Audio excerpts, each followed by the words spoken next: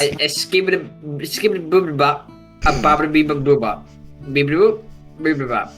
of the noises that come out of you are very, very strange, Ewan. When did we translate Simlish? And every time I get them on every time I get them on recording, and I don't know how.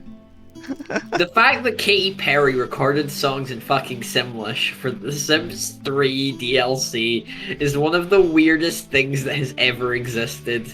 Just like the fact that Keeping Up with Kardashians is a direct result of the Buffalo Bills losing a game in the 70s. We don't have time to unpack that. Let's play. Welcome to Twisted Fates. Here we go again. I apologise as always, as I welcome you back to Twisted Fates, as Ewan said, with intermittent ranting. Wow, we're on episode 30, boys. 30. This is fucking weird. And two of my boys are now older, in the space of a week. Hello. Yes. I'm an adult. I am a quarter of a century old. I am the answer to the age-old question. What's 9 plus 10? So because he's older, do we get a new do we get like a new model? I mean, I've been deliberating that for like the past 3 weeks, and it's not just because he's getting older. When is the update scheduled? Where they've removed the anime. They don't remove the anime, they add fucking more. When I'm 20, I won't be such a fucking nerd. Me at 20 buying a gaming PC and having an addiction to Gundam model kits, it's like it got fucking worse. Where's anime going to go? Is it done yet? Is anime done? The only anime that's done now is JoJo. Because, JoJo's over.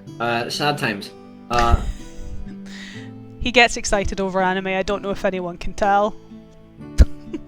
As last time, before Ewan speaks again... I wasn't fast enough. He got it in. Fastest hands in the West. He did it again! As jumping to the recap from what happened last time, we had one of our longest combat sessions.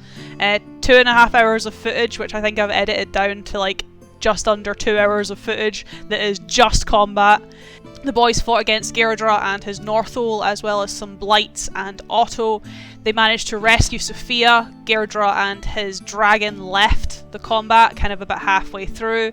I knocked down Paul, I knocked down Matthew, I killed Wilhelm completely by accident. I nearly knocked down Wolfric, and I nearly knocked down Craig, so it was good all round, I think. We were playing D&D. The DM was playing bowling. Well, she only knocked one pin down at the end of the day. The others got back up. That is true. To compare it in the best way possible. Playing a monk is checkers. Playing a wizard is chess. Playing a druid is slightly more advanced chess. Being the dungeon master is Call of Duty Modern Warfare. I didn't know where you were going with that. No Russian.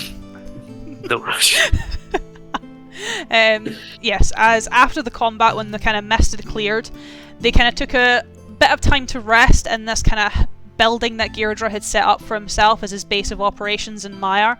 They were able to rescue Sophia and bury Wilhelm. Eidolon was able to amputate the injuries from Sophia to make sure the blight wouldn't spread. Her and Wolfric had a very, very cute moment. Ewan was very, very sappy, it was very sweet.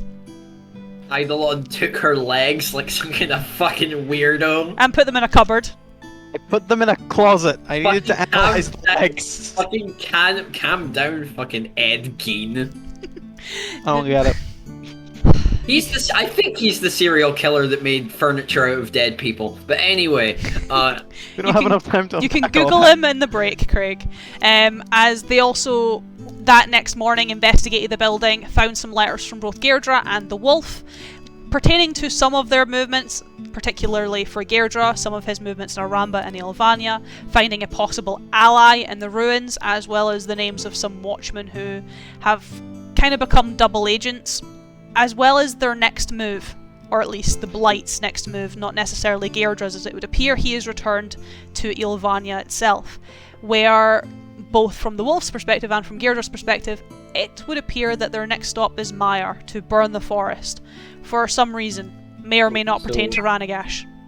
So what you're saying is that on the wall there's an imposter among us. No, If you just want to backhand don't him, say Matthew, he's anything. kind of in like the top right of your screen. Kind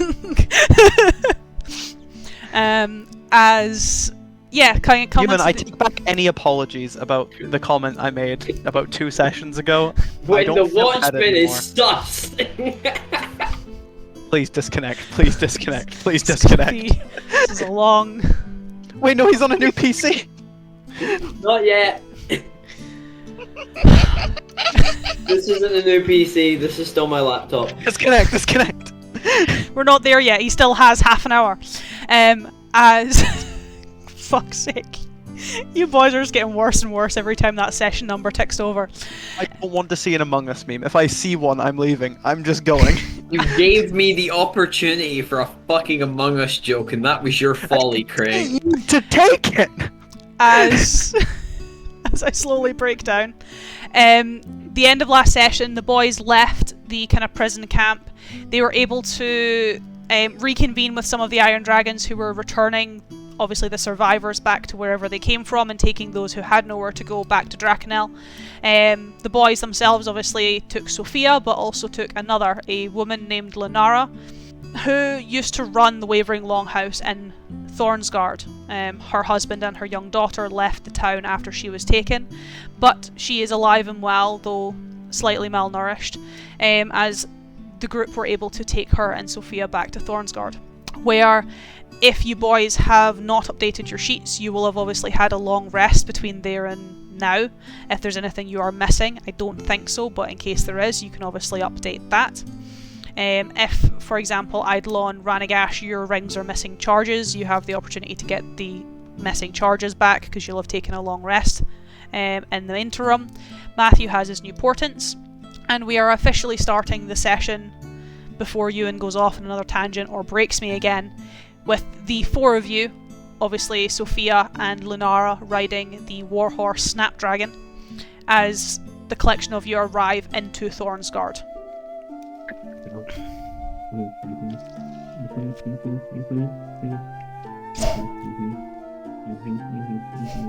This is in character, by the way. What exactly is he humming? In Twisted Fate's lore, the Proclaimers are from Holtzall.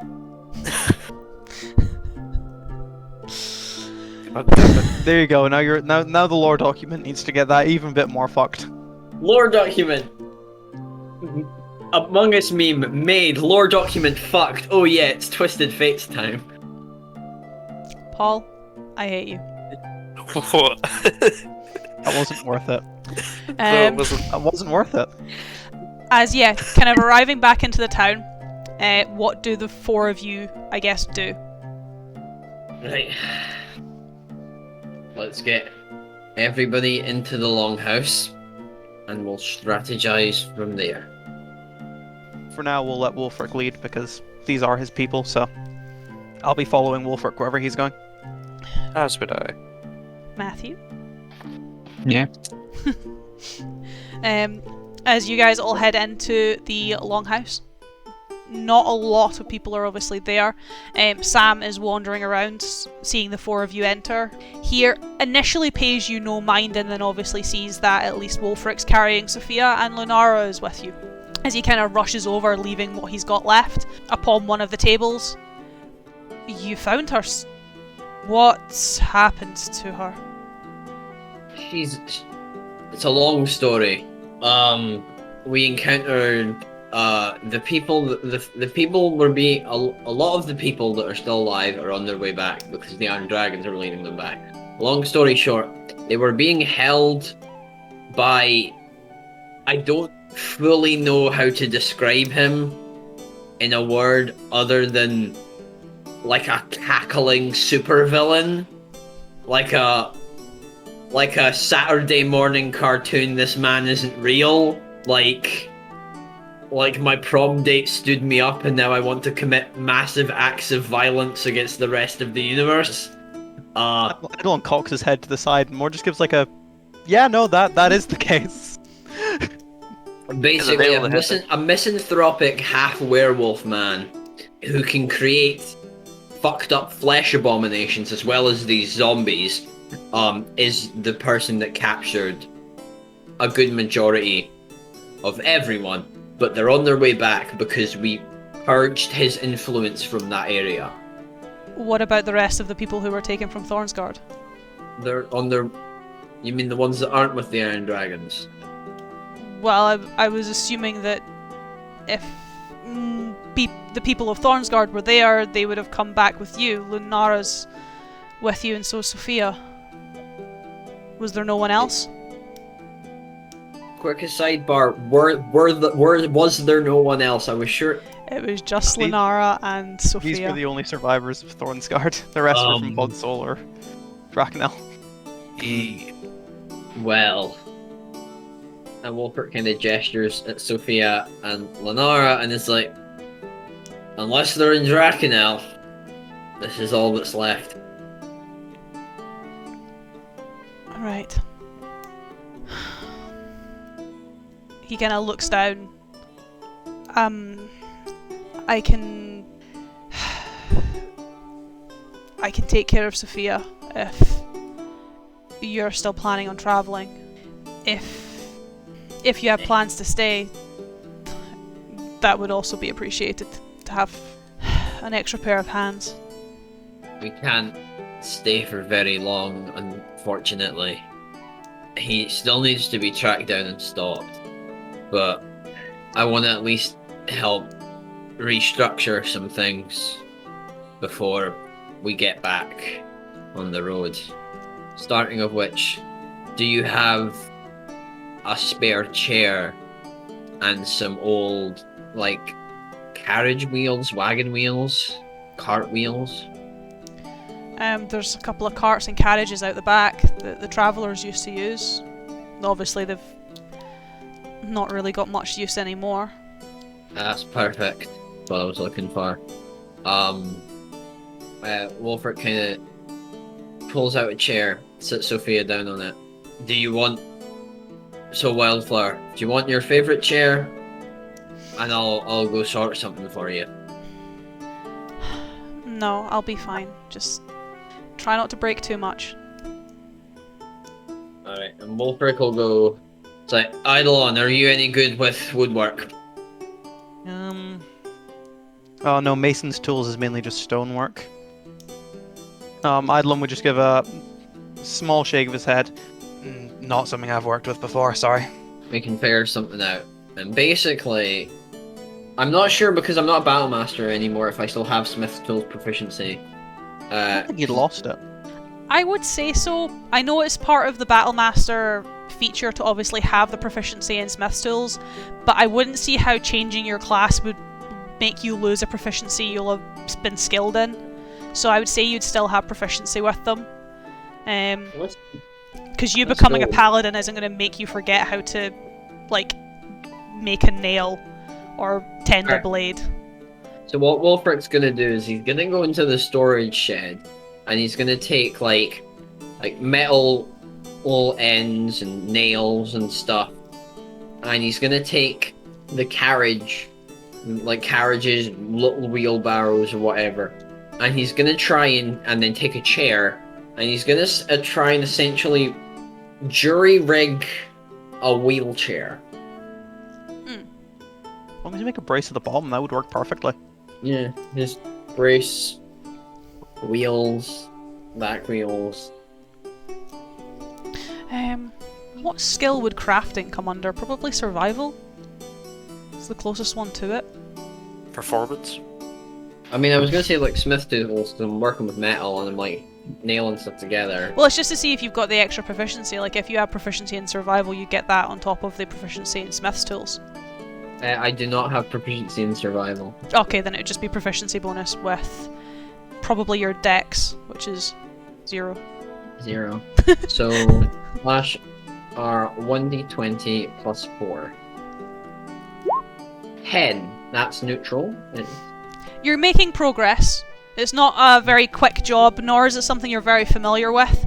You're able to put all the parts together, but actually getting it working is proving to be a bit trickier than you originally thought. As Eidolon, do you want to give him a hand? See if you're any better at it? I mean, I don't have the proficiency, but I can certainly, if I'm out there with him helping him gather parts, I'd certainly give it a bash. I just don't know what I'd roll for it. Just give me a dex roll. I can certainly see if I can help. Nope, that's 2, 10 plus 3. That's 16. That's not too bad. You kind of pull over some extra, I guess, bits and pieces, some additional things that have wheels attached to them. Manage to find a few things with smaller set wheels, as the problem seems to be more trying to keep it balanced than to get it moving. And with that, the two of you are able to put together something that, at least for the moment, you can obviously get her something a bit more permanent, but to get her moving around and to get her functioning, this will do. As it can both be moved by somebody, but you've also ensured that the bigger wheels allow her to be able to move it by herself. Or to turn to Wolfric. Think that'll do. Aye.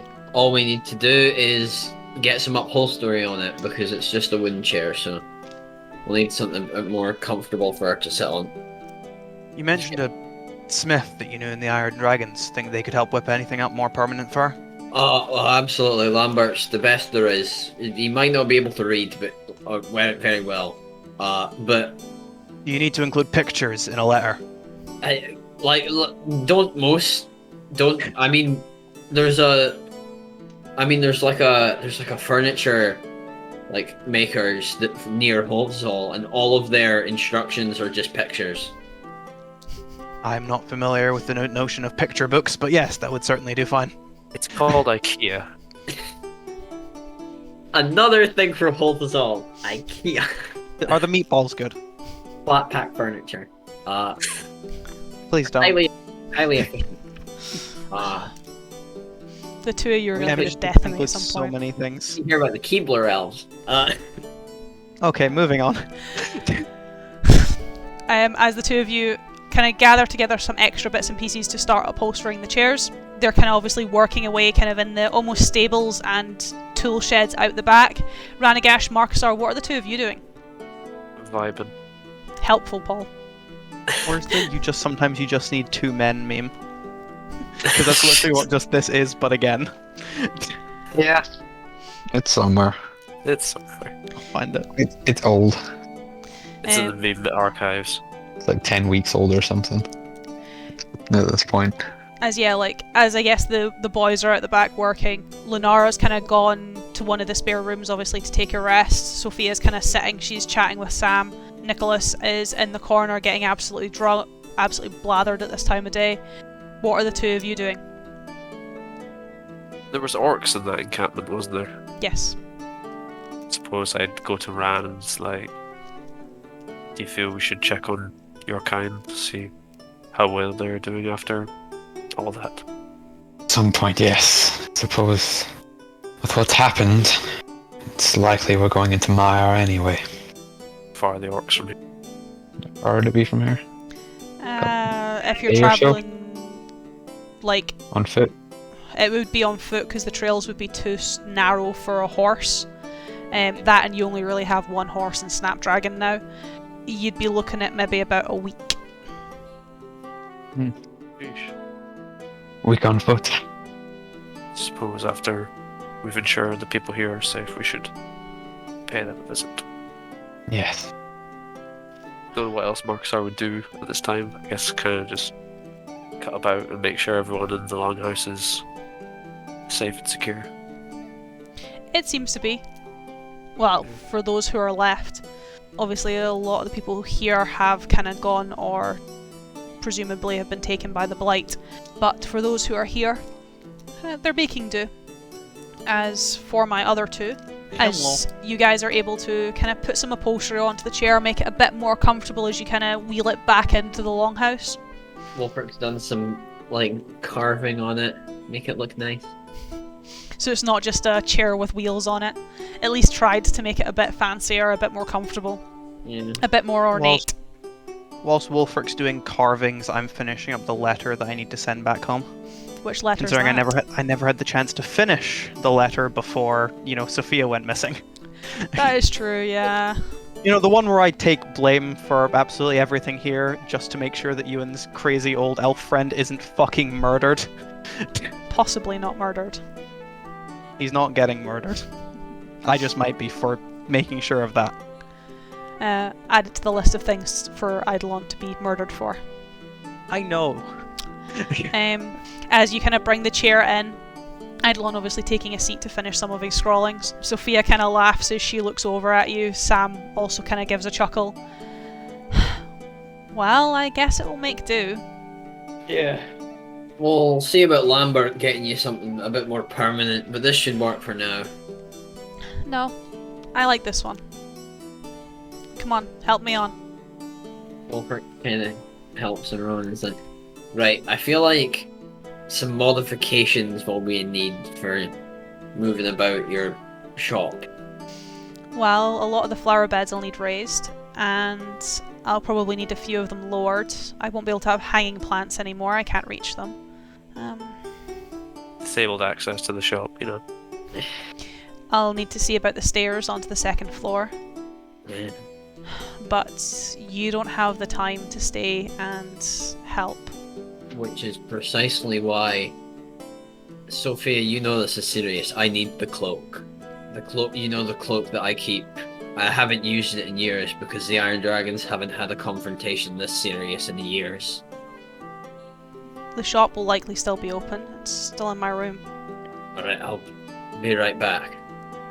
Wolfric takes off his red cloak and his brooch and he sweeps it round Sophia's shoulders, clips it on. I've got something to give you as a promise before we leave. I'll go get the cloak. She kind of almost shakes her head as you kind of walk out after it, or walk out. Does anyone accompany Wolfric? No, I think if he wants to show off something, I think it'll be rather evident when he gets back, so... This seems like a personal mission. Yeah, Wolfric kind of enters the shop, heads up the stairs, and goes to where he knows that he's asked her to keep the cloak in case something like this in case a conflict ever got super serious, and he clips it on, and he comes back. What do we see? In contrast to the bright red with the nice brooch of his previous cloak, Wolfric's this cloak is darker. It looks like it's made of a blend of the skin of an animal and leather. So it's like woolen but also tough. It's fur lined, and the brooch is a lot sharper, a lot more angular, and the symbol is instead a dragon with its talons raised. This is the aggro cloak. The aggro cloak. Paul likes the sound of this cloak. Marksar doesn't. With all the fur and leather. It's got a raised, almost armored collar. I like how this is what you're taking issue with, Paul. It's not the Yes. fact that you're travelling with Ranagash, who is literally covered in animal leathers and has a know, wolf skin as a hood. I've kind of gotten used to all that. Oh, this is the new development. But no, Wolfric puts on his cloak, and that's where Marcusar takes issue. Marksar pipes always I like the red one. The red ones for most days. This isn't most days. I think the red comes back when this is done. If I get my way, nothing comes back when this is done. No. Well, you better still be coming back. Yeah. Right. Yeah, I mean, Wolfric reaches in his pouch, kind of his little trick with his fingers, and pulls out the ring. I do have a promise to keep. And he gets down on one knee.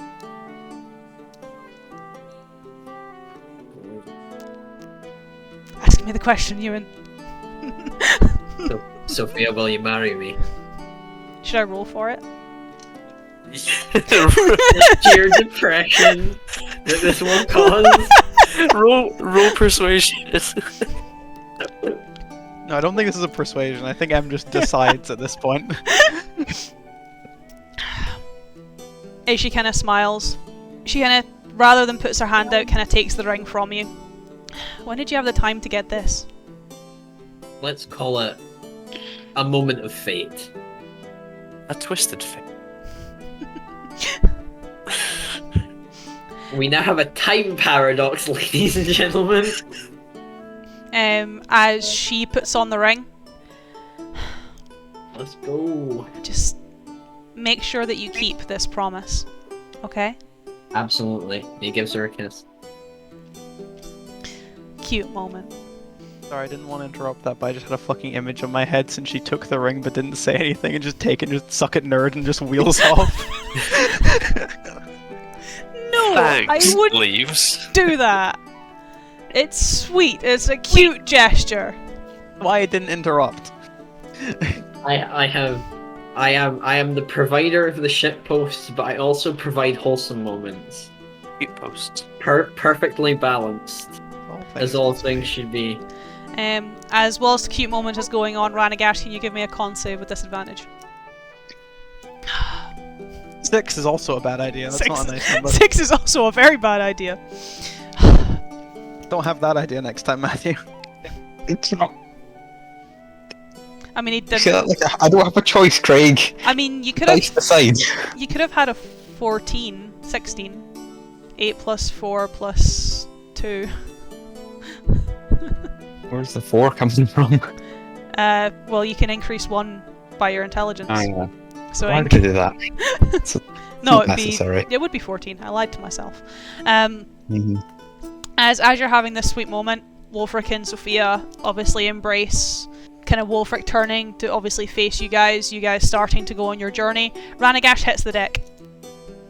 For no real rhyme or reason, he just hits the deck. Orcs who would be right next to Ran would just kind of go, and then lean down to like pick him up. Like this. Ranagash, are you alright? Am I still conscious? Nope, you are unconscious and I unresponsive. thought so. Marcus R, get him in the recovery position. I'd put him in the recovery position, put a little pillow under his head. Kind of just need to wait this out. Everyone's like, all the people in the room are really concerned. It is like, it happens. Just give him some space. It's fine. Apocalyptic vision, you'll get up. As Ranagash, what you see, as obviously after you hit the deck and fall into unconsciousness, is a more familiar sight. As ironically, you were last in this landscape in the Wavering Longhouse. As you find yourself amidst a black, empty void, though this time not so much centered or spotlight. You can feel almost the ripples of this water underneath you, but you're not sinking in it. You're almost just standing on top of it, where you almost feel adrift in this black, starless sky that just has no end and no beginning. Though, I guess someone is accompanying you in this void, though it's not the armoured figure that you would expect. As the last time you were here, you came face to face with the Scourged Lord. However, that is not who is almost circling you at this point, as standing quite tall and almost quite surprised to a degree in his expression is Gairdra. As he kind of circles you ever so slightly and turns to face you and... No, I'm surprised that even worked. It would seem that I didn't need the crystal after all. Fuck do you want? At the moment, to experiment. I wanted to see if I could get into your head, and it would appear I have. Alright, now get the fuck out again. Not before I can work out what I can do in here. You see, when I enter into someone's head, I can see everything they have. I can pull on memories and let them relive things. And now I'm in your head, and you see everything from every point in time, all the time. So I wonder what I could pull in your head. Nothing if you have any fucking sense about you. What? Is there things that you're scared I'll see? No, Then what are you scared of? scared of nothing. Alright. Pissed off. Oh, and why is that? What do I have in here with me? You have yourself and technically your gear as well. Okay. Is it He's not in a almost- state of mind. He's not in a state of mind to cast spells. So, it is a +1, isn't it? It is a +1. What, to your axe? Yeah, to my axe. Failed miserably, but it's the principle. As how do you attempt to attack him with your axe? Imagine just like slide it out from whatever. Like essentially the equivalent of a belt loop, but it would just keep it and just across. As you attempt to go and hit him, you attempt to go and swipe him, and he just almost reaches out and catches your wrist and bends it back. Did you really think that would work? It's not working. Yeah. Ow. Make me.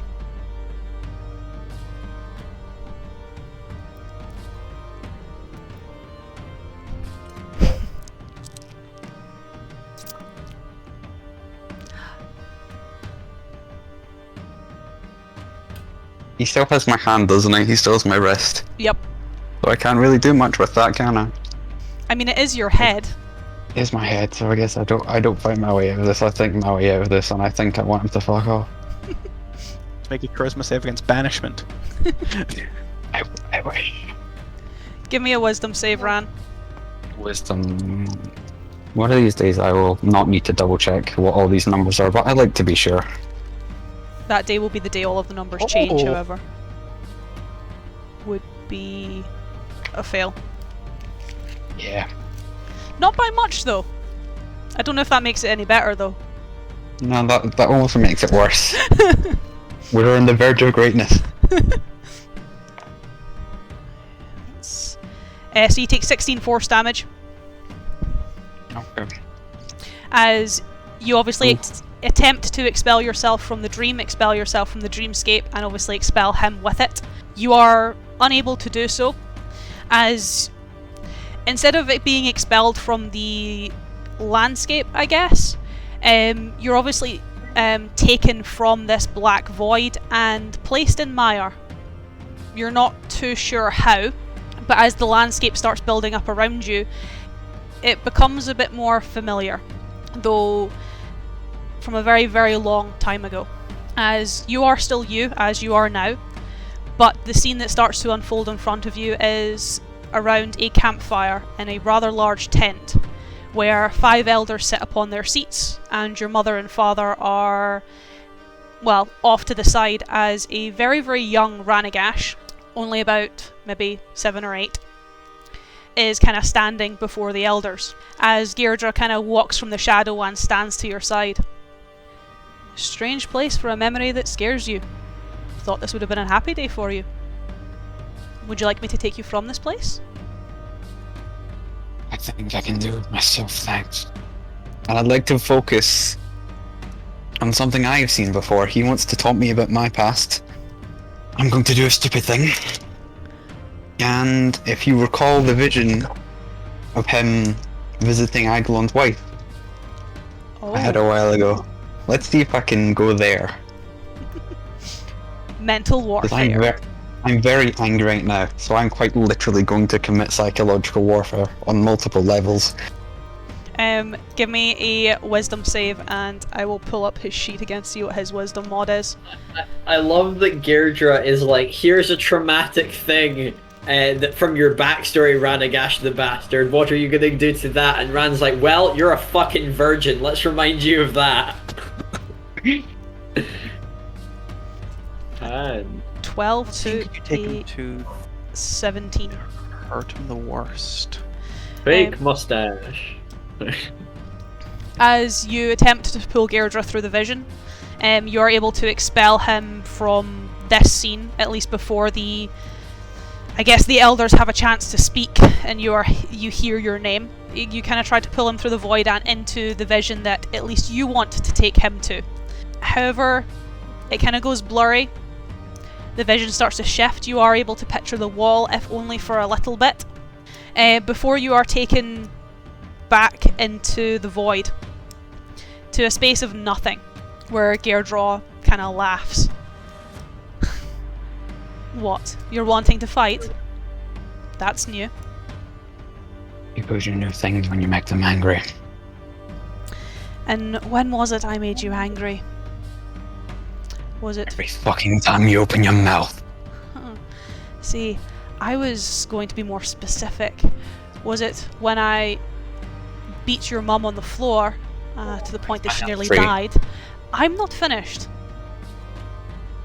Or was it because my curse made your friends carve her up to... well, nothing. Which point there was it that made you angry? All of the fucking above. Are you done now? No. You're done gloating. No, not quite. No, you never will be. Will you? No. Never fucking done. Never fucking shut up. Never fucking care about what anyone else thinks or wants. Because all you want is power. You're never gonna give that up, are you? What do you want, Ranagash? You're gonna fuck all. Like I've said. Well, perhaps one of these days I can fuck off, as you say. But for now, I'm not going anywhere. So, you can calm down and stop shouting and stop being a petulant child. Oh, I'm the petulant child, am I? You've had how many years to do something with your abilities? You've had how many months travelling with those idiots and Eidolon to say something? Your head is a very interesting place, Ranagash. You have seen very interesting things, and you've kept it all to yourself. Some of us care about others. Some of us don't want to cause pain wherever we fucking go. Some of us give a shit. Some of us are willing to suffer so other people can have better. Then I guess you'll be willing to suffer that little bit more then. But again, I'm going to rip your head from your fucking shoulders. With my own two hands. I'll take that as a yes. Don't you fucking dare. I've already started. Do I have my hands free? Yes. I'm going in for another swing. Don't fucking... No, fuck it, I'm doing it, okay. That 8 is becoming a 12. Okay. Nah. And then with a +1 it's obviously a 13, which is a waste, but it's about the principle, as most things seem to be tonight. So He might not be wearing armor here. a 3 and a 1. Yep. As he kind of steps forward, you obviously go to swing at him. He becomes very, I guess, translucent, and you fall almost through him, where the ground beneath you in this void becomes less solid and becomes more liquid as you almost fall into this very black, very dark ocean, where, for those on the outside, as you're obviously tending to Ranagash, keeping everyone else aware that this is a very familiar thing, as he's kind of lying there, Marcus are getting him in a more comfortable position so that he doesn't obviously get more hurt or more injured. You watch as Ranagash's mage armor activates. Uh-oh. As he is almost covered in this very full plate. This very full, shimmering, almost translucent purple plate, where you can also see that from him, almost like, I guess, vines or webs, thin, black threads start to almost stitch themselves from him and to the floor, and start almost running through the floorboards. Okay. So this doesn't look normal. No. Does this look familiar to what I saw upstairs? Not really, because Ranagash isn't really moving. Assuming, however, it still looks like a problem. Yeah. There's a lot of people watching in this room. Yeah. Well, there's 3 other than you 3. Okay, I'm gonna try do what I did last time. Matthew, I'm sorry for punching you in the brain. Go for it. As I take a look at Marcusar, more just gesturing with the right hand to get out of the way. I absolutely do. Get over As this. I run up, and as I go, just let the tendrils start trailing behind me. As I drag them into the air and make 4 attacks centered on his brain. Go to sleep, go to sleep, go to sleep, go to sleep. Give me some attack rolls. Yep. Oh boy. And this is a D8 now. Alright, so that's a great start. You missed. This is actually impressive. Cool. I'm going to burn because I don't imagine I'll need key points, boosting that 11 up to a 17. Mm-hmm. Just to make sure I hit. Because that's an impressive beginning of 2 nat 1s. And then a non-nat 20. Cool. So 2 will hit, 2 are fails, so roll me some damage, and then, well, you'll see what happens when, Cool, I'll roll the damage for the ones that hit. it's not too much. And we'll do empowered arms, so that's 5d8 instead of just 4d8. Plus 8. So that is 27 damage. So 2 misses, so that's not too bad.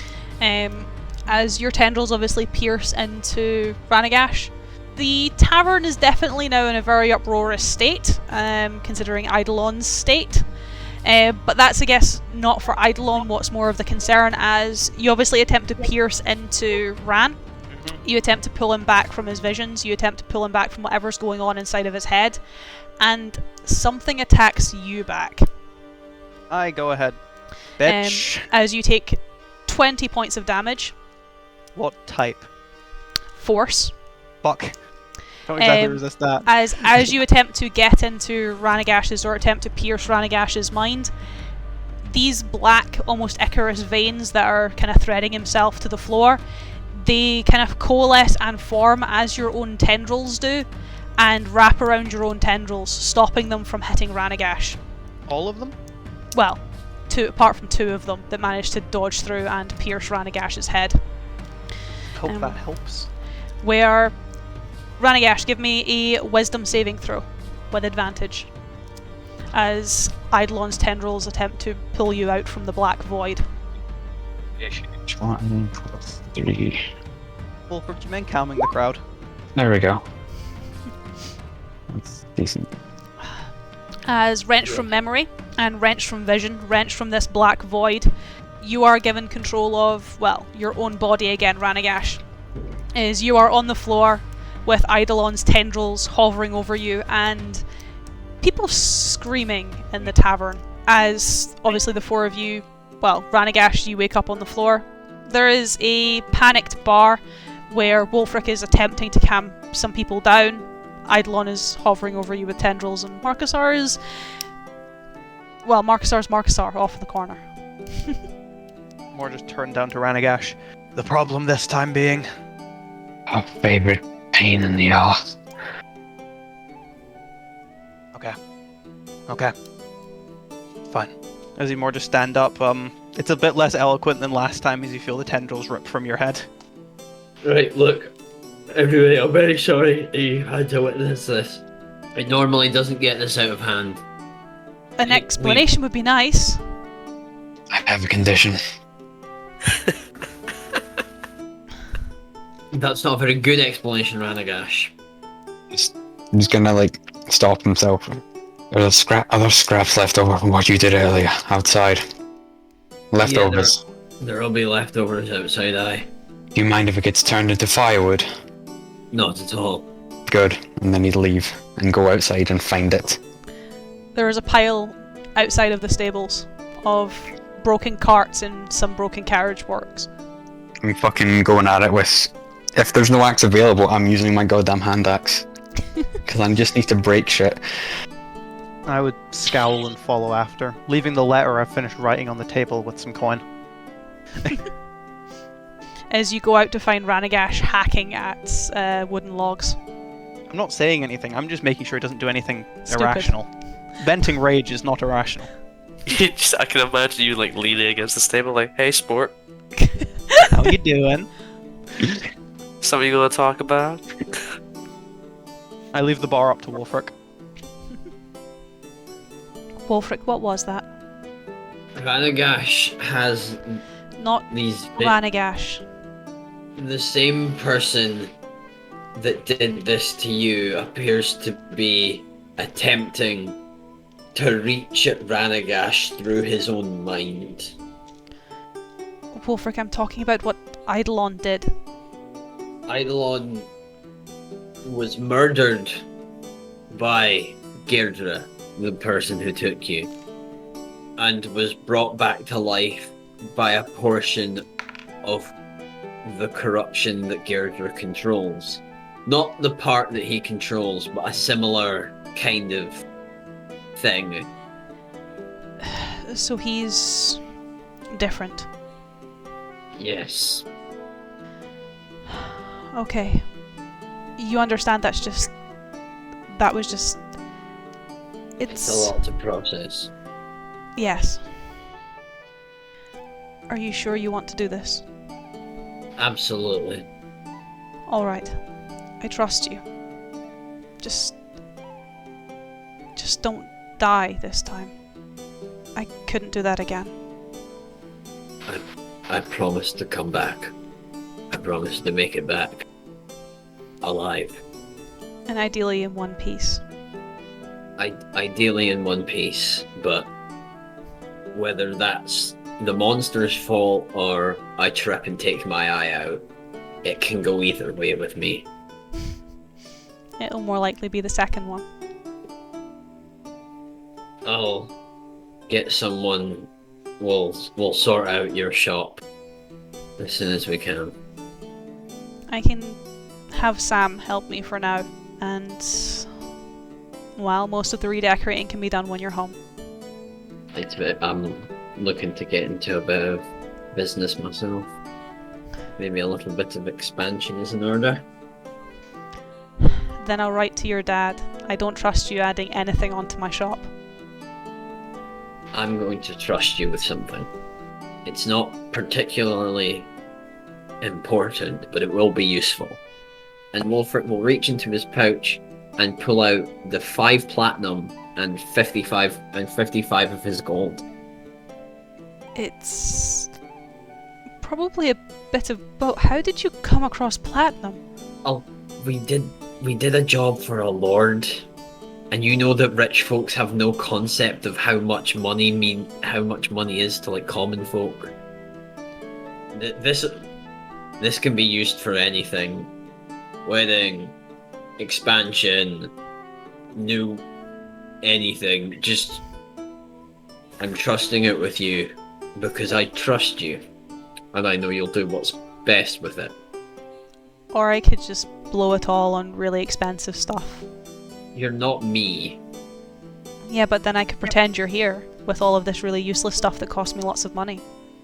I'm the only really useful thing you need. Or really useless.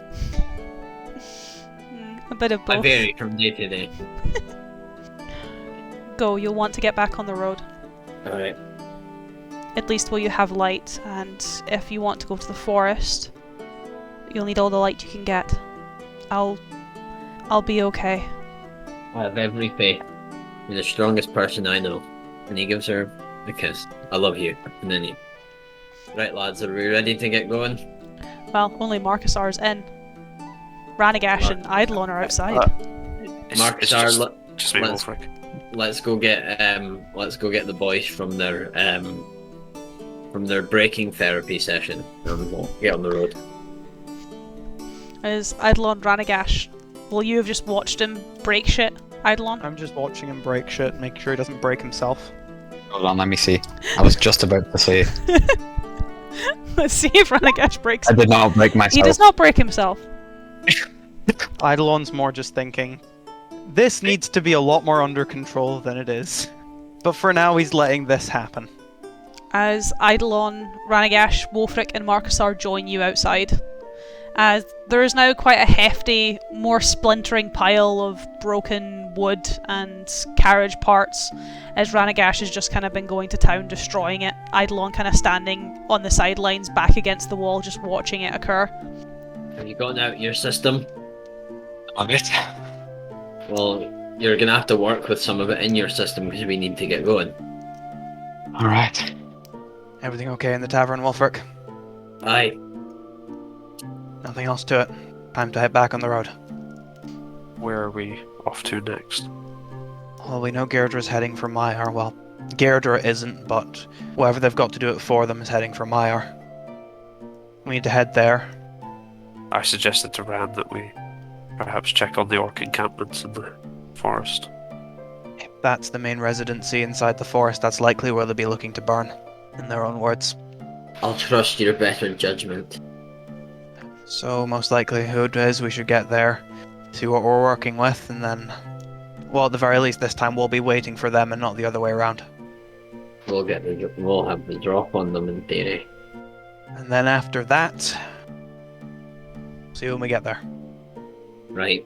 I'll go get the warhorse and summon Snapdragon. I will ride the warhorse with someone else can pilot Snapdragon. And then Again. someone else.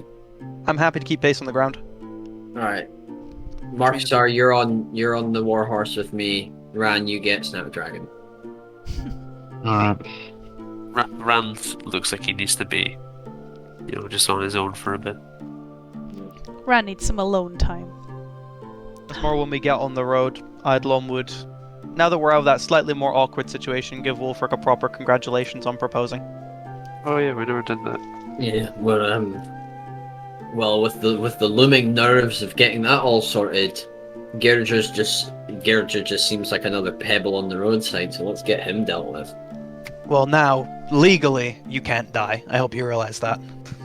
I mean, I didn't plan on it, and even when I do die, it's not going to be by Gairdre's hand.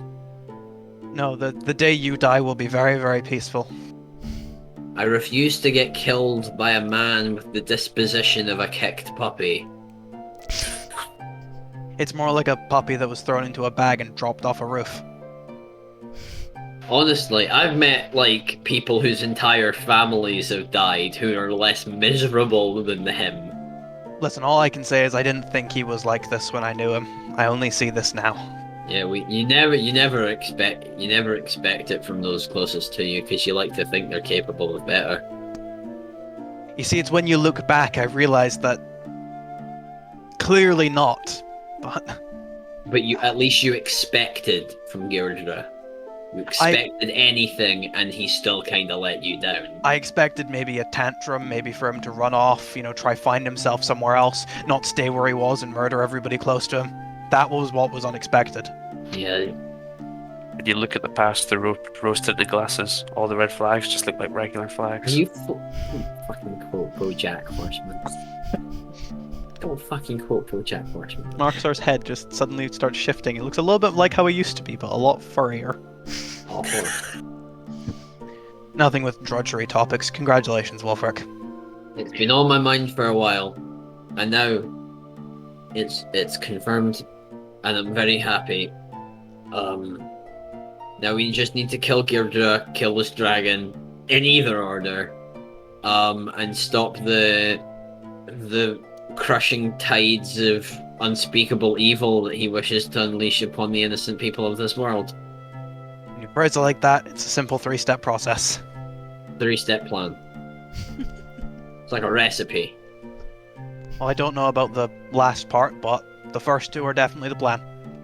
Well, in order to achieve peace, if peace in this metaphor is the food, we need to prepare the ingredients. And by prepare the ingredients, I mean we just need to kill Gairdre and the dragon. It's a very tortured metaphor. Cook it 20 minutes for 350. God, I hope Which it takes in 20 this minutes. context means Probably another 3 hours of combat.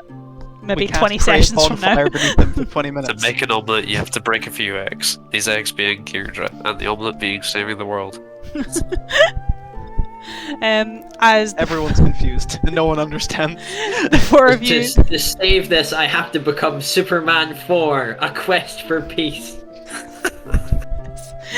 as the four of you continue your way through the forest, following some of the trails, before it becomes pretty tight for the horses to get through, you're probably going to have to walk the rest of it on foot. Obviously you can unsummon Snapdragon, but you'd obviously have to take the warhorse and walk it behind you.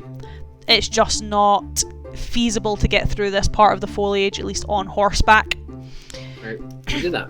Simple. Yeah. We've managed to ride quite a good way, which means we've made good headway, so walking from here is not a problem.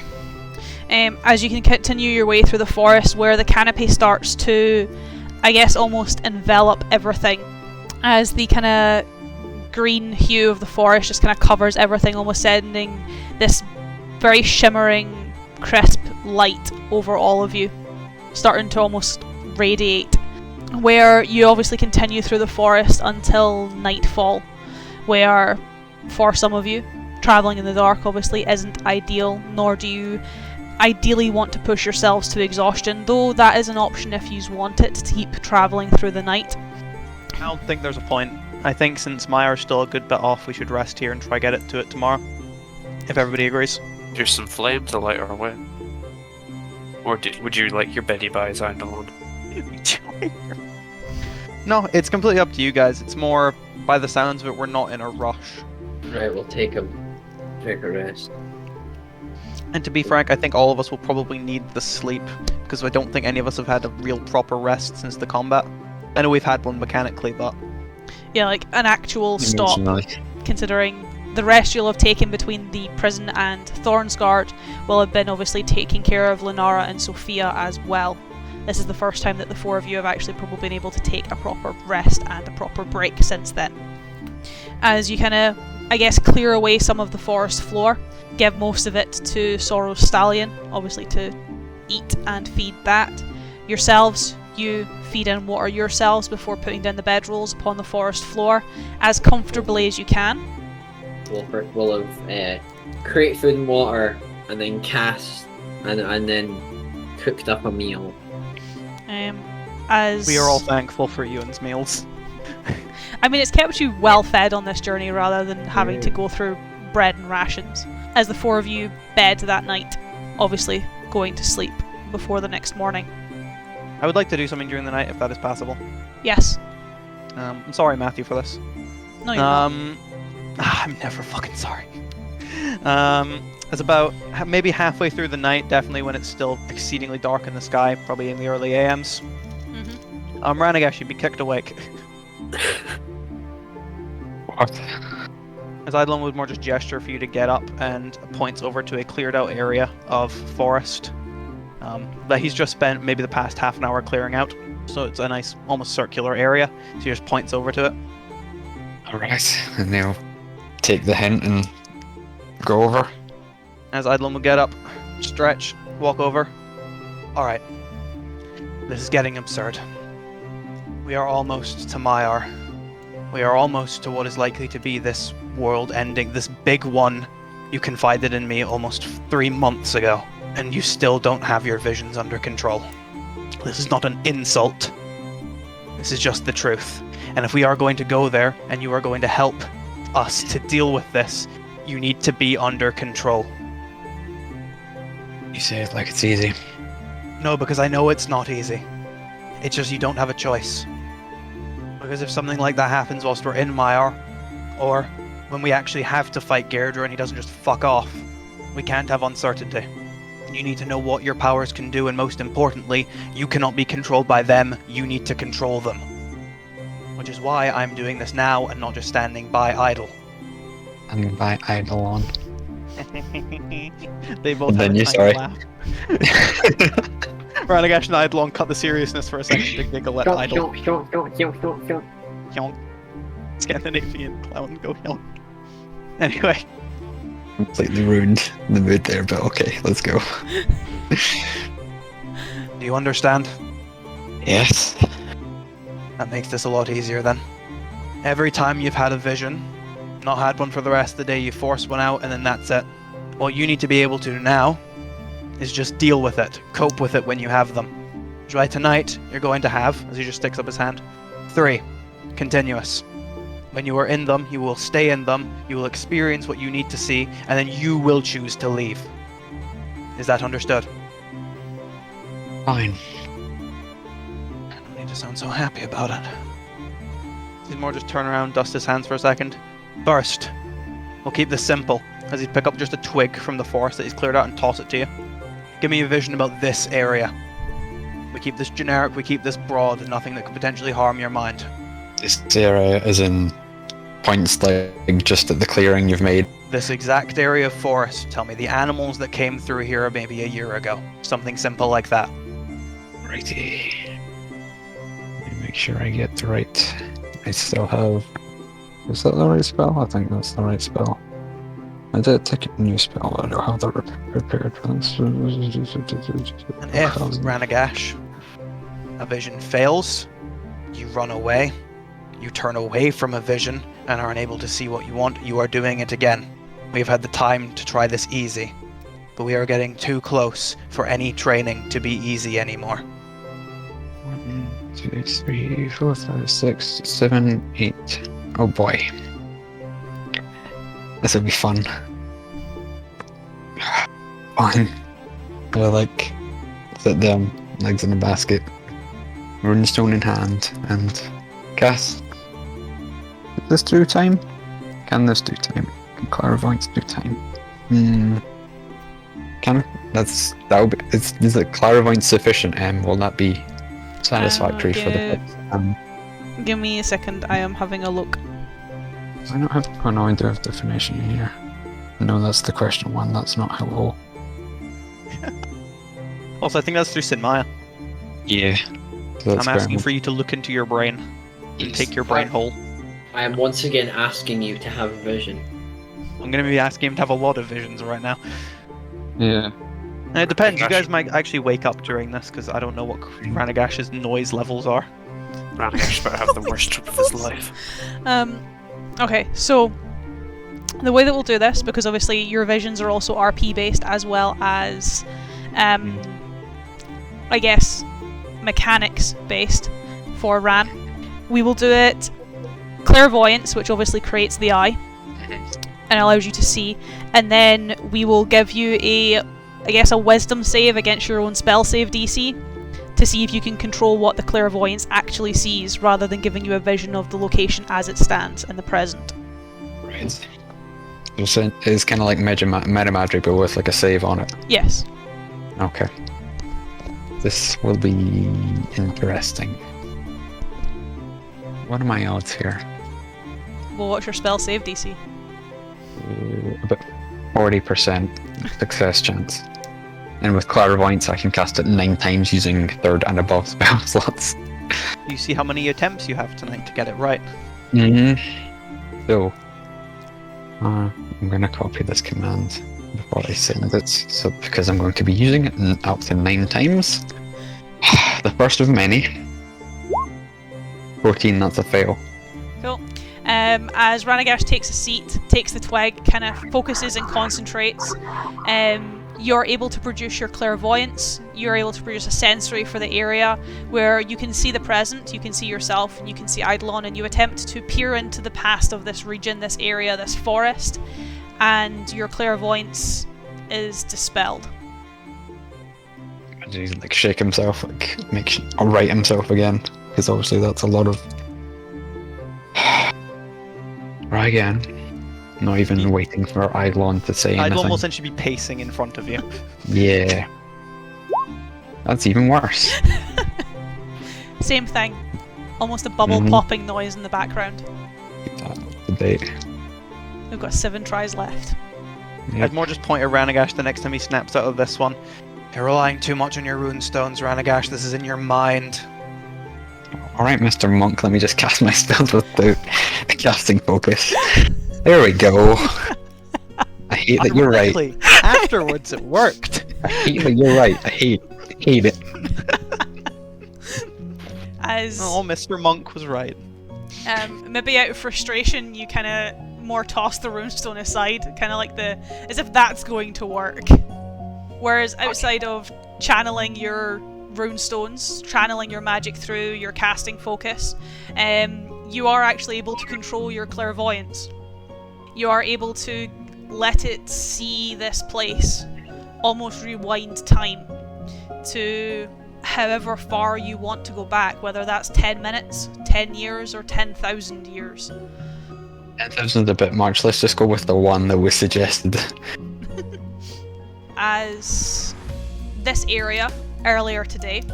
You kind of go back and see it, where you can see that some of the orcs that were taken in the prison camp have moved through this trail and passed through this glade.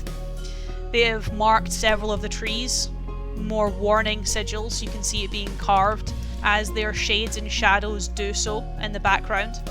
You take it a little bit further than that and you can see that prior to that, perhaps only a few days ago, there was animals that passed through here. Some deer and doe with their young coming through and grazing in this area, where I guess you continue to almost peer and see more of this forest, where as you're, I guess, viewing it in the near present or the near past, something else starts to bleed through, though not, I guess, Icarus or venomous or evil. Just as you're watching animals pass through this glade, there are other figures that seem to take form as some of the trees start to almost turn into sprouts. These very, very almost blurred, shimmering figures that stand side by side. One of them, a very, very tall woman, seems to walk even between some of the deer that are grazing in the glade as you're watching them, almost like she knows where they are as well. And the other one is a little bit more, I guess, unusual, as the woman stands pretty tall, but this gentleman that is next to her is clearly of orcish blood. At first you perhaps see his shade as a hunter, and then he steps into proper view and he shimmers, standing nearly maybe 20 foot tall, 25 foot tall. As the two of them almost walk through your vision, walk through the glade, walk through this interpretation as if something else is just peering through the histories of this glade, perhaps a bit more fruitful than you first thought. As do you expel yourself from the vision, Ranagash? Have you seen what you need to see? I'm gonna keep going for a while, see where at least where these people go. As you try to hone in on them, unsure where your vision appears to be bleeding from, as Myrr starts to dissipate and they start to become more clear, where the woman, dressed in very, I guess, traditionally druidic garb with very, very long hair that has been tied and pulled in braids of vines and flowers, stands next to this very, very tall, almost giant orc, where the two of them walk side by side, where they seem to be growing Myrr, as you are taken back quite some time ago, a lot longer than perhaps 10, 15 minutes, 2-3 days, to when Myrr was first erected, where the trees were first grown, and it looks like when the forest was first gifted to the orcs, where the two of them almost seem to be working in tandem to create the giant oak forest of Myrr. The woman looking very familiar, the orc perhaps looking more familiar, but more from stories that the elders would have told you. The first orc, or one of the first orcs of Myrr, was said to be of giant kin, so perhaps this is him. As Eidolon, as you're watching Ranagash continuing in the vision, you can see that the wind has picked up and is almost circling around him, a very warm wind that seems to be picking up flowers and debris, and just almost trailing around part of the glade as if someone was walking in certain spots, as well as manipulating and moving around him. I'll speak, though I'll activate my visage for this so I can speak to him telepathically, which means he can hear it in his head. As I don't know if he'd hear it in the vision or not, if I'm speaking telepathically. He would. As it would be more the, we can feel that out here. I can respond, can I? You cannot. No, I'm gonna... For the sake of aesthetic, I'm gonna not cast message. At least kind of focusing, you know? As you hear Eidolon's voice in the back of your head, where you watch Myrr grow, and little else seems to happen between the two of them. Though I guess once the trees have started to become saplings and started to grow, she completely disappears. Almost in a flurry of flowers, as wind picks up the flowers and starts trailing them through Myrr, almost spinning around you before they disappear off into the woods, where, catching your sight, the herd of deer return to the glade, putting you back perhaps only a few days to the last event in this glade. Yeah, I think that's... Give it a couple of seconds, and then If nothing else of note happens, they'll dismiss. As I guess the dismissing is where some issue comes in, as it takes you a few times to try and properly dispel your sight and dispel your clairvoyance before you are, I guess, back in the glade with Eidolon. So, controllable. To some degree. And getting out. Couple of attempts. Well, you really should finesse being able to control it and activating it. We just need that to translate over to when things are actually dangerous. When you don't exactly have as much control over activating it. Or when it's something that could potentially leak something more dangerous. So, for the second one, I'm not going to pass you anything. Use yourself as the catalyst. You just want me to look into my own past. Yeah. And how will you know I'm seeing it and not just remembering it when I tell you? Because I trust you enough that you're not going to bullshit me with this. Alright. Give me a second to format my notes, because this is kind of a mess. I've never used so many indentations before. Or at least in this concept, at least for D&D. Attempt. Nimrod, we know. That's fail. 1, 2, 3. Okay. This is definitely one that Rand doesn't want to look into at the moment. Yeah, he'd like snap out of it, like look over to where he's cast away his runestone, kind of like weigh up his options, decide against it, and then just try again. There we go. Excellent. Yeah, prying into your own past, you're not too sure whether it's the magic that's not working or whether it's your brain that's not working, as there's a part of you that really doesn't want to go there right now, as there's too much that has happened that you don't want to be seeing again.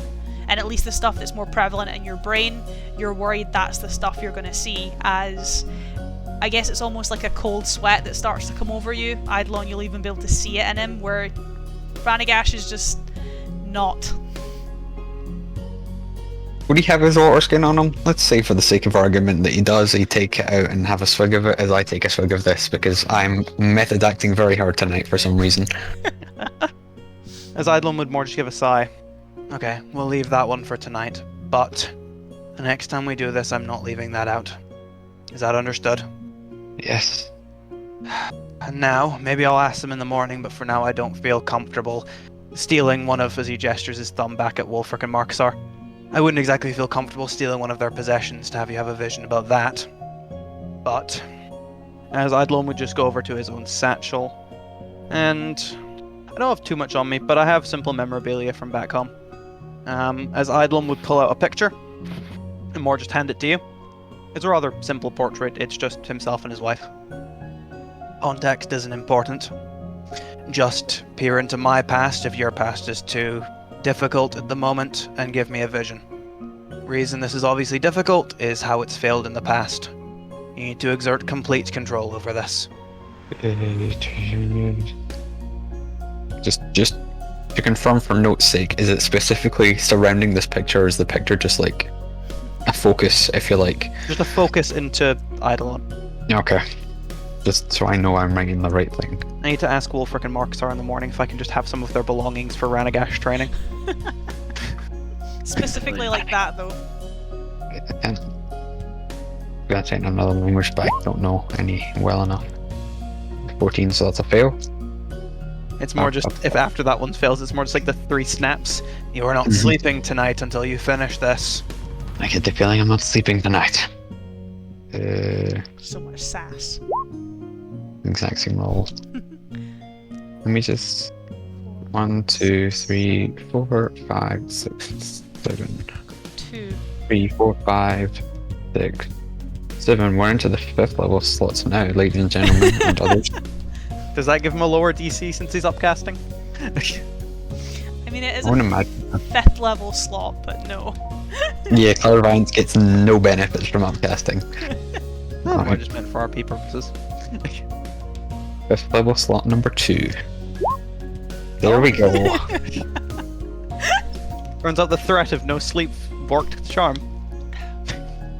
Alrighty, what do we see? As I guess you're a bit more tentative with this one, as it is Eidolon, and he doesn't seem to have the most pleasant of pasts, nor the most pleasant of presents, nor the most pleasant of he's just not the most pleasant guy in the world, really. She's not wrong. As you try to, I guess, use the picture as a focus, and perhaps that is what gives you something to trigger it eventually, as you kind of maybe subconsciously stop focusing so much on Eidolon and start focusing on the other person in the picture. Is you don't know a lot about her, but her connection to Eidolon is at least something that you can grasp onto to find something where they were both involved.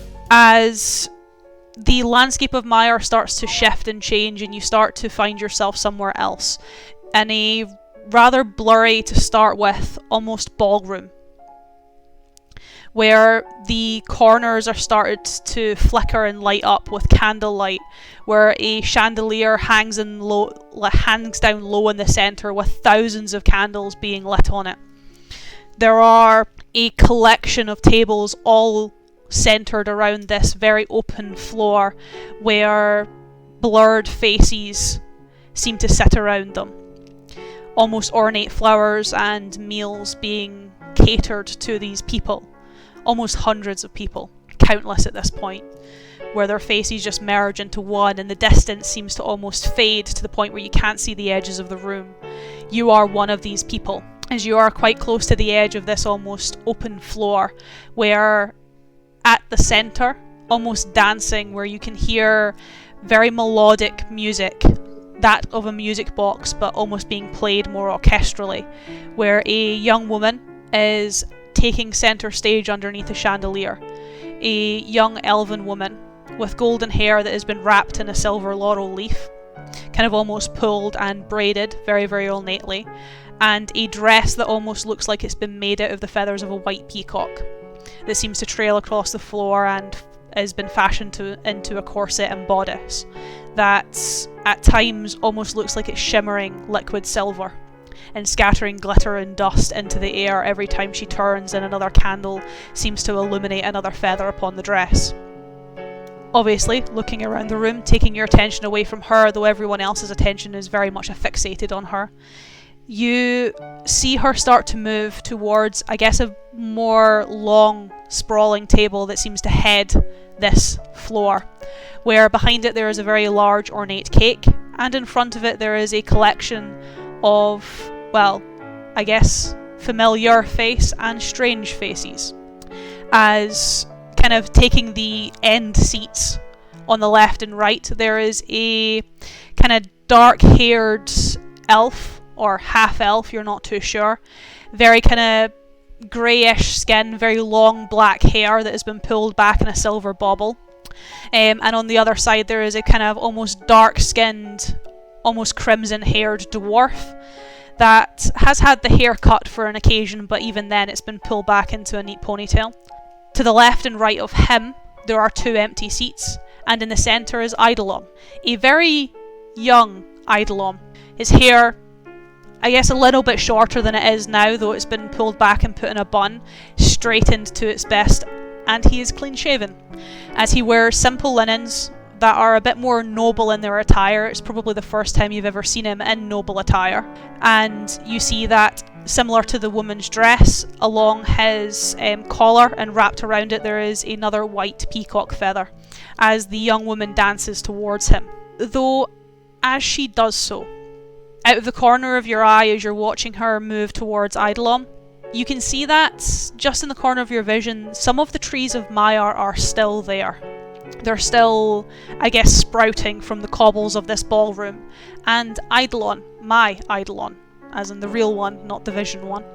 When you're watching Ranagash have his vision, you watch as Myrr starts to shift and change.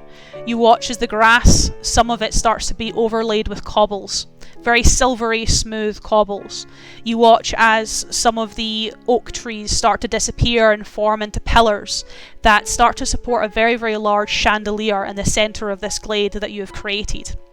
Space seems to have been moved, and Ranagash himself almost disappears from your sight, if only for a moment, though he keeps in the corner of your eye after the kind of, I guess, tables have been set and the blurred shades start to appear.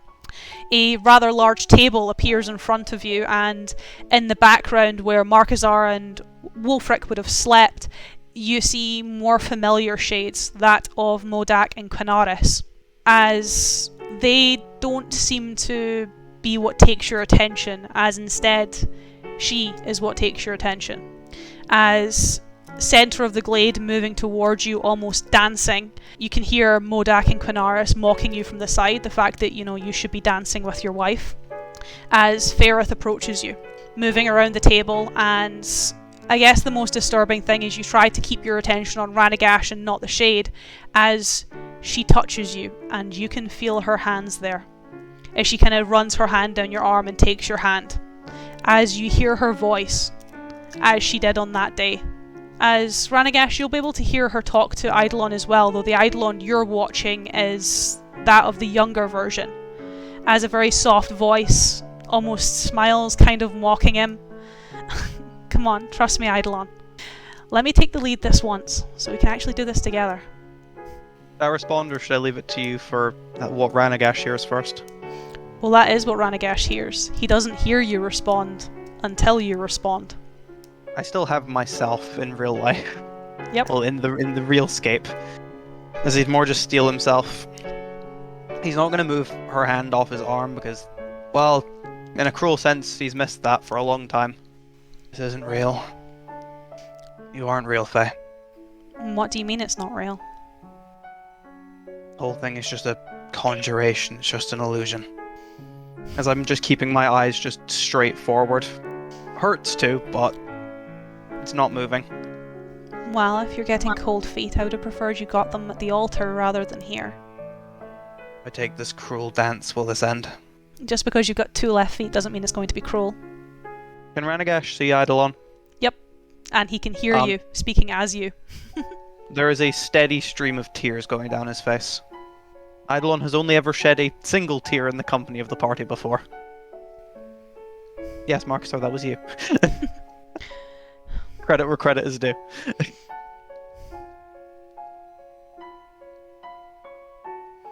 Come on. You've had scarier things than a dance floor come at you.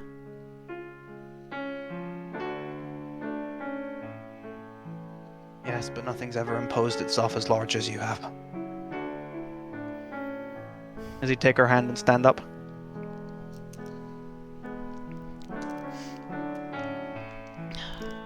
As do you follow her as she leads you away? I suppose. As Ranagash, you watch as Eidolon stands up, though he's using his voice and not this younger version's voice, and as he steps onto the, I guess, ballroom floor, moving around and moving away from the table. As Eidolon walks onto the kind of ballroom floor with Fereth, he turns from a very young form of Eidolon into that of the Eidolon you know, matching his voice a bit more clearly. As more of Myrr starts to take form around the ballroom, as it appears he dances with his wife. As do you say anything, Eidolon? Because Ranagash can obviously hear this if you do. No, because this is Ranagash's... This is Ranagash's vision. There's nothing for me to do nor say here. There's nothing here that changes what happened in the past, so it's just getting through it. As, I guess strangely enough, perhaps part of your vision you're not too sure, Ranagash. Obviously you've never lived this day, so you don't know what happened there. As you're dancing with Fereth, she kind of puts her head on your shoulder and, I guess, speaks quite softly. So why are you so nervous? Eidolon not really able to conduct himself much anymore after dancing for maybe a good minute or so. The past 5 months have been the most difficult time of my entire life. I've had to do it all without you. Well, I'm here now, haven't I? But not forever. It can't be that way, not anymore. What's stopping you? This is the Time. start of forever. Am I allowed to say something stupid, something crazy? You asked me to marry you. What's crazier? This is currently a vision something over 12 years in the future. Why would that change anything? Because this day already went perfect, Faye. I can't have it again. Well, what would you have again? To take the chance to not come back, Then get off my foot and take the lead. That doesn't help, you know. Well, you are on my foot. 12 years of practice and I still can't dance. As Marcusar and Wolfric, can you give me perception checks? Ooh. I've done something that's so long. Okay. Welcome to Ranagash's story, where half of it appears in his brain. Wolfric, you're fucking knocked out. You are asleep. There is nothing Wolfric's waking like, you fuck- up. Fuck this shit. Fuck this sleep shit. I sleep. He's had his happy day. I'm gonna go to bed in real life. Just sell that nat one. Go to bed in real life. Method acting, you and leaves. As for Marcusar, you will be woken up. As you are dancing with your wife, as Ranagash, you are listening to the two of them talk, seeming very present and not very past, considering what Eidolon's responses are. The vision starts to shake. You can feel yourself obviously trying to keep a hold of it, but something is going wrong. Several of the people around start to envelop in almost that shadowy flame that swallowed Sophia and the marriage ceremony not too long ago.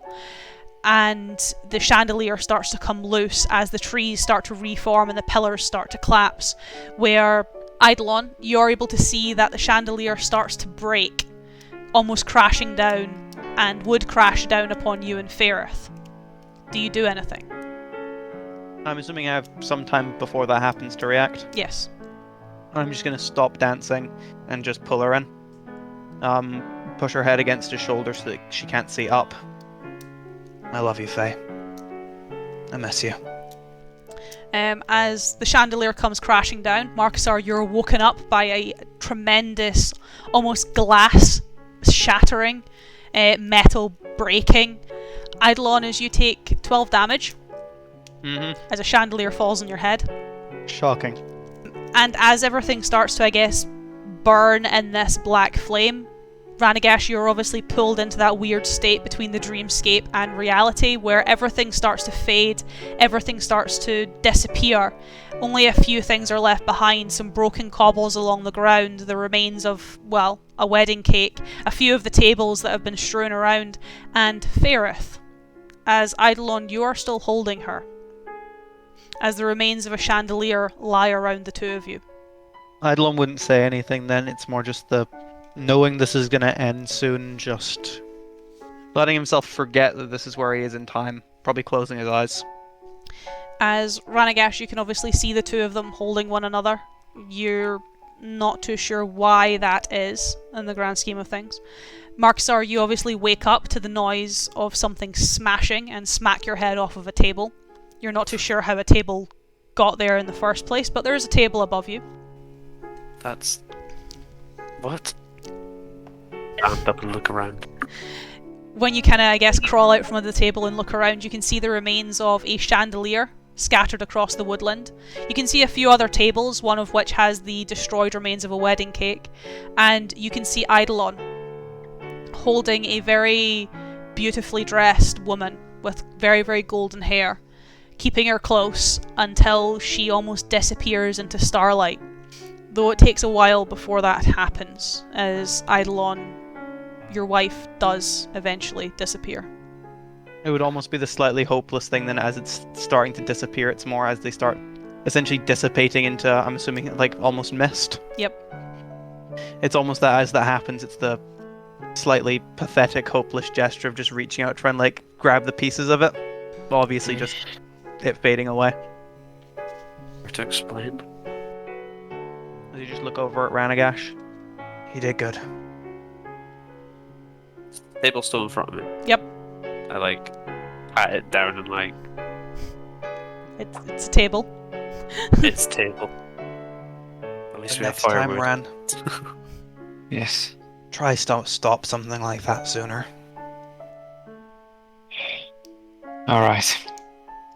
As you can still see, even though it's not articulated in his voice or his posture or his gestures, there is still just a steady stream of tears running down his face. Is it still like really late in the evening, or It is. It'll be the AM still. do we have like a few hours till like first light, or Well, Can I technically, go back to sleep is what I'm asking. you can go back to sleep. Yes. Please, I need the spell slots back. Do you not want to start the next day, Ran, with what? 2 spell slots? Well, 2 fifth levels. 4, 7, 8.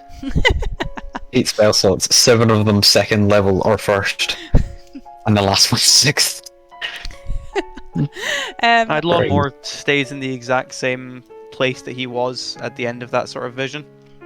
Just sort of lets himself just fall down, sits cross-legged on the ground, and just, I guess, sleeps like that, more just staring at the point where she was. As we will jump to a quick break on that sad note. Let's go. And then we will Real sad rejoin wires. you. That seems to be a running theme recently, but we will rejoin you very shortly.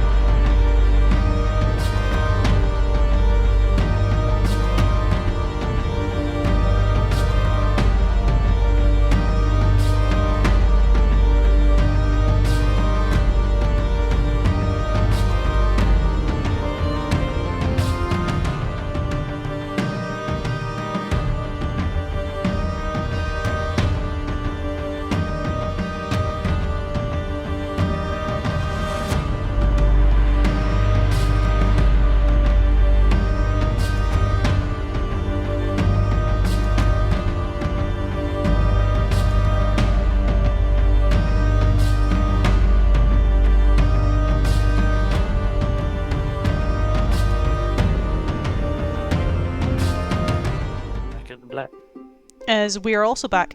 Ewan disconnected during the break, so we were currently waiting for him to get back. As we come back to D&D. I got a nice little dose of trauma for once. You did. Trauma for everyone, but mostly Ranagash.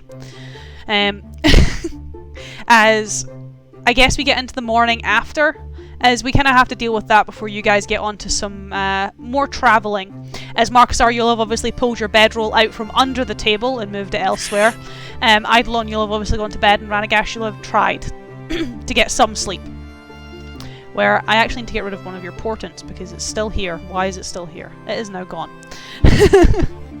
I know that we gained the benefit of a long rest, but Eidolon did not really sleep at all. He was more just staring at the same point of the ground for a good extra 4 hours.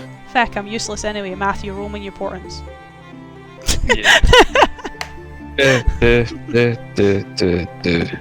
Bam. Slightly better. As I will pop these in. As you have What's the bonus? a 4 4. is the other one. It went up by exactly 1. As I'll move that along. As you guys wake up that morning, obviously 3 of you are privy to the state of the current camp. Wolfric, you are less so, as you wake up and knock your head against the table. Ow. But how did this get here? Eidolon does not respond, but points towards Ranagash before retreating back in. So, Fruit is gonna start making breakfast. not even waiting for an answer.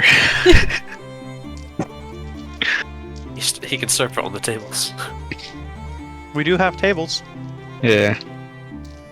So, if you remember back to both Thornsgard, and I had the vision about your wedding, but it was kind of real.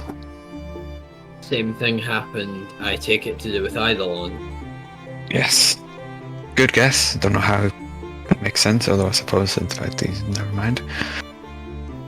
He's the only other one who's married. Or is that in the fact that he's like extra sullen this morning? That is also true, yeah. As other than breakfast, does anyone else, I guess, say anything that morning about the night before? Well, Frick, have you considered who you want to officiate your wedding now that it's official? Well, I did have one person in mind, but they are now dead. So... Very sorry. I shouldn't have brought that up. Probably someone from Wolf is all, balancing it between our two homes. Yeah, that's kind of understandable. Yeah, Mark starts to hide his pain. My heart broken. And what of a best man? That's still to be decided. Means it's one of us boys. I don't think that's what it means, Paul. I just think he's having to reconsider after what's fucking happened recently. Yeah. I think Wolfric had a pretty solid plan until everybody started dying. I mean, absolutely no offense with this, Marcusar, but it probably won't be you. That's fair. You are, not to rub salt in the wound, you are kind of the reason my fiancé doesn't have legs. As reasons go, that's a pretty good one. I'm sure there's bigger wounds you could be rubbing salt into. I don't think we exactly need to discuss the fact this is his 3rd time around. Exactly. Let us get going. As you guys, I guess, continue your day of travel, getting further into Myrr, further into the woods, as the foliage starts to get deeper and thicker. For yourself, Ranagash, you are able to start identifying some markings on the trees for the hunters, marking hunting grounds, as well as safe passages and not so safe passages. Kind of moving the group through the woods, directing them through, I guess, some familiar trails, though not too many, as you were never really the best hunter in the world, so a lot of these trails are unfamiliar. You're more letting the markings guide you through the woods. As I imagine between yourself and Eidolon, there is a little bit of tension in the air from the previous night. I mean, I don't have any tension with Ranagash. I'm just doing what needs to be done. It's more just sadness in Eidolon's head because Yeah, you know. like- Oh, in that case, it's not just tension between me and Ran. I'm just tense.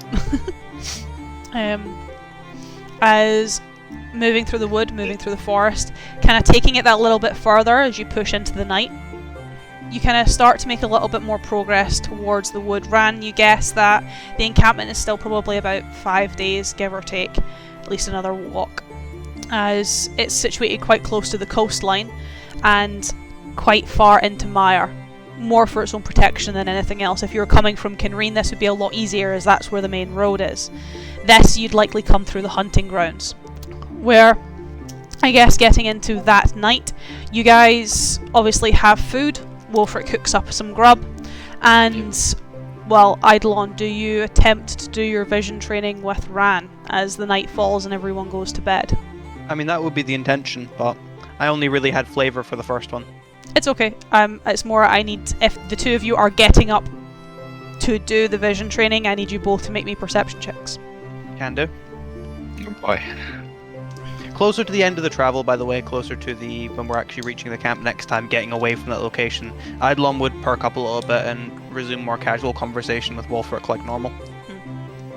Perception is a 17, only a 5 on dice. You notice nothing, Ranagesh. Yeah. Well, must just be an orc no. thing. None of them notice anything either. As you kind of start the vision training, I guess, Ranagesh, you kind of take to the glade, sit cross-legged and start to at least attempt to channel a vision, probably of the area, as that's where Eidolon started you last time. Something small moving through the forest. For yourself, you end up finding yourself pinned to the ground, as several arrows come from the tree line and almost pin your leathers to the ground. Eidolon, you are able to, I guess, see them, at least to a degree, where several more arrows come out of the tree and kind of, I guess, pin Marcusar and Wolfric, specifically their clothes from their shoulders. You can even see that these tips almost hook through Wolfric's chain. The ones that attempt to attach themselves to you, you are able to get out of the way of, being a bit more perceptive. Throw one back. You can do, yes. So I'm assuming I don't need to take the damage down because it missed. Yes. So I'll burn the key point to literally throw it back. I don't exactly appreciate being shot at in the middle of the night. 15? That will hit. Cool. So what's the damage? Because I used their damage and then had the dex. 1d8. A singular d8. Cool, that's 5 damage. Ouch. Some more just of an arrow comes back from the tree line. It's literally just stick the hand out, not even catching it with a full hand, just catching it with 2 fingers. And then just taking essentially just letting it trail in the fingers, keeping up the momentum, then just turning it around and then just chucking it back. As you hear a rather disgruntled noise from the tree line. Not exactly polite to greet yourself with arrows. Ranagesh, do you know these folks? As Wolfric just kind of wakes up, pinned to the ground. Marcusar, you will also obviously wake up to this as well. It's quite hard not to when you're being attacked. To find out, I suppose. And I guess upon hearing your name, Ran, still with weapons drawn, you can see several orcs emerge from the tree line. Orcish hunters by their garb and by their weaponry, though most of them have, I guess, improved their weaponry to a degree since you were last in Myrr, as a lot of their weapons look a little bit more, I don't want to say professional, but well made. In comparison to more traditional orcish materials and orcish craftsmanship, as they keep their eye on, well, Wolfric and Marcusar off in the distance, but most of their weapons you can see are pointed at Eidolon, as they don't really understand or want to talk in common. As one of the orcs more approaches yourself, Ran, kind of pulling the arrow tips through your leathers so that you're no longer pinned to the ground, more hoisting you up, something that you really don't miss, as considering your stature, you're really not used to being, pulled around. You've had a few months of not being pulled around.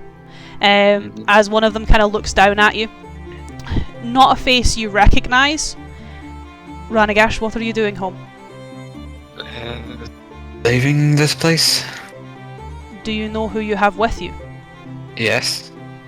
How can you be saving this place if you're bringing him back to this place? Is he gesturing to anyone in particular? Well, all the weapons are pointed at Eidolon. The others, I suppose. the others are more pointed towards Wolfric and Marcusar, but more because they are outsiders. Yeah. Turn around and start taking the arrows out of Wolfric and Marcusar stuff so they can actually stand up. Or can they get that themselves? They can get that themselves. Cool. Just like every 5 seconds through this conversation, just that. Just kidding. I'm standing with my arms crossed, looking very unimpressed. What are you implying? Well, without you, we are left with the Elder's sight. The Elders have seen the one who destroys this forest, and you are travelling with him. It appears there's been a misunderstanding. That's not who you think it is. Well, you know by our customs and traditions that we can't make that judgment. The chieftain and the Elders need to make that judgment. Well, they should trust my word. It's not saying that we don't, Ranagash. No, I understand. You understand it does not look favourable upon you when you are travelling with him. Again, he's not who you think he is. He fits the description. He does, unfortunately. Can't blame you for that. Where are you heading? Towards the encampment. Encampment.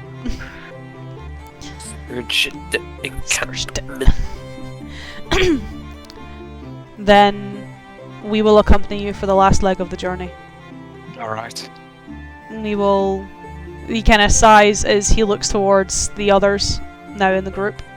You understand we will need to take him in our care. How do you plan to care for him? Ideally without his weaponry.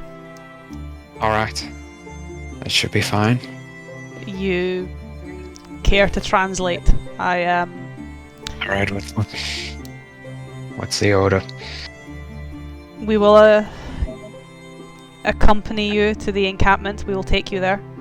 However, he must relinquish his weapons. Do you? One of us. Alright. I'll turn to the gang and be like, they're going to take us to an encampment on the condition this Eidolon forfeits his weapons.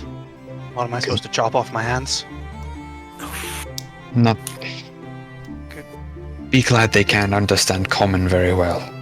That's not something you want to be saying right now. Just give them your sword.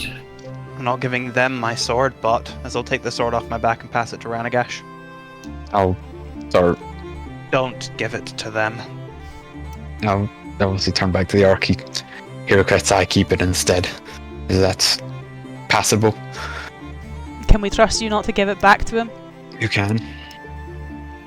And what of the other two? Who are they, Ran? We have. Turn and obviously look at them. An Iron Dragon of the North and a member of the Green Hand from all the way down in Summerhost. Leader, I should say.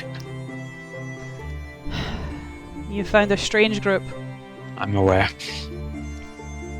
I just hope you're telling us the truth. I have no reason not to. Yes, but everyone in the encampment's on edge, and outsiders aren't looked on as favourably as they once were. Understandable. If you weren't here, we'd be telling those three to walk right back where they came from. Again, that's entirely within reason. You've slept enough, it's safer to travel at night. Alright, let me turn back to the other three. Are we prepared to leave now? It's safer to go under the cover of night. As long as they're not leading us to execute us, I see no problem. I suppose they know this forest better than us. We should take their advice. Let's go. As they kind of, I guess a few of them help you pack up camp, they do seem to be more talking exclusively in Orcish. Even to Ranagash, they are speaking exclusively in Orcish. The only word you can ever make out is Ranagash. They never really refer to him as anything else. Even obviously a lot of you shorten it to Ran, they keep it as Ranagash. As you move through the woods with them, though the majority of them, there's about 8 of them, stick very closely to Eidolon. As you're moving through, taking obviously rests intermittently, and moving through the wood towards Myrr, mostly travelling at night rather than during the day. They seem to only rest for a few hours and reserve most of their travel time for night, and they hunt in the interim.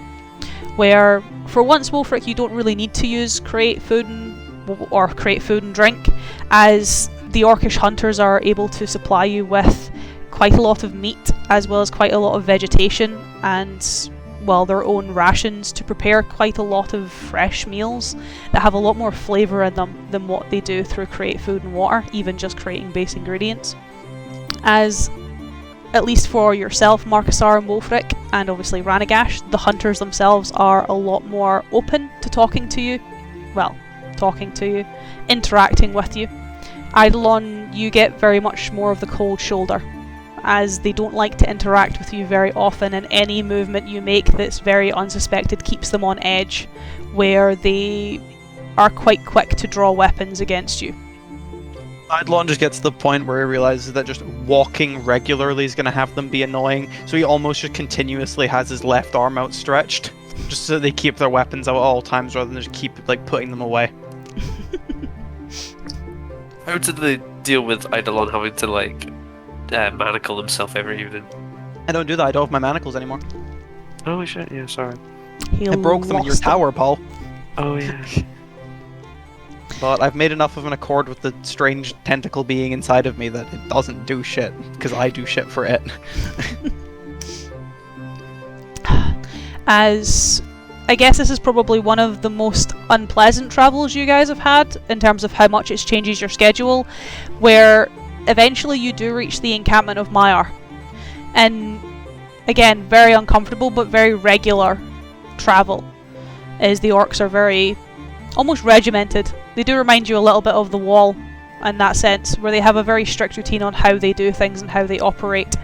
Where, as expected, Ranagash, you do arrive through the sort of western hunting grounds, coming into the camp that way, which is quite a nice relief to some degrees, as it means you're not going to have to pass through much, especially considering it's night time, before you get to the chieftain's tent, where you already have a little bit of prior knowledge, where you know that the chieftain is no longer Bartak's father, but Bartak himself. As for the 4 of you, you are led into this very, I wouldn't say level, it's very kind of up and down. There's a few hills that have been cropped.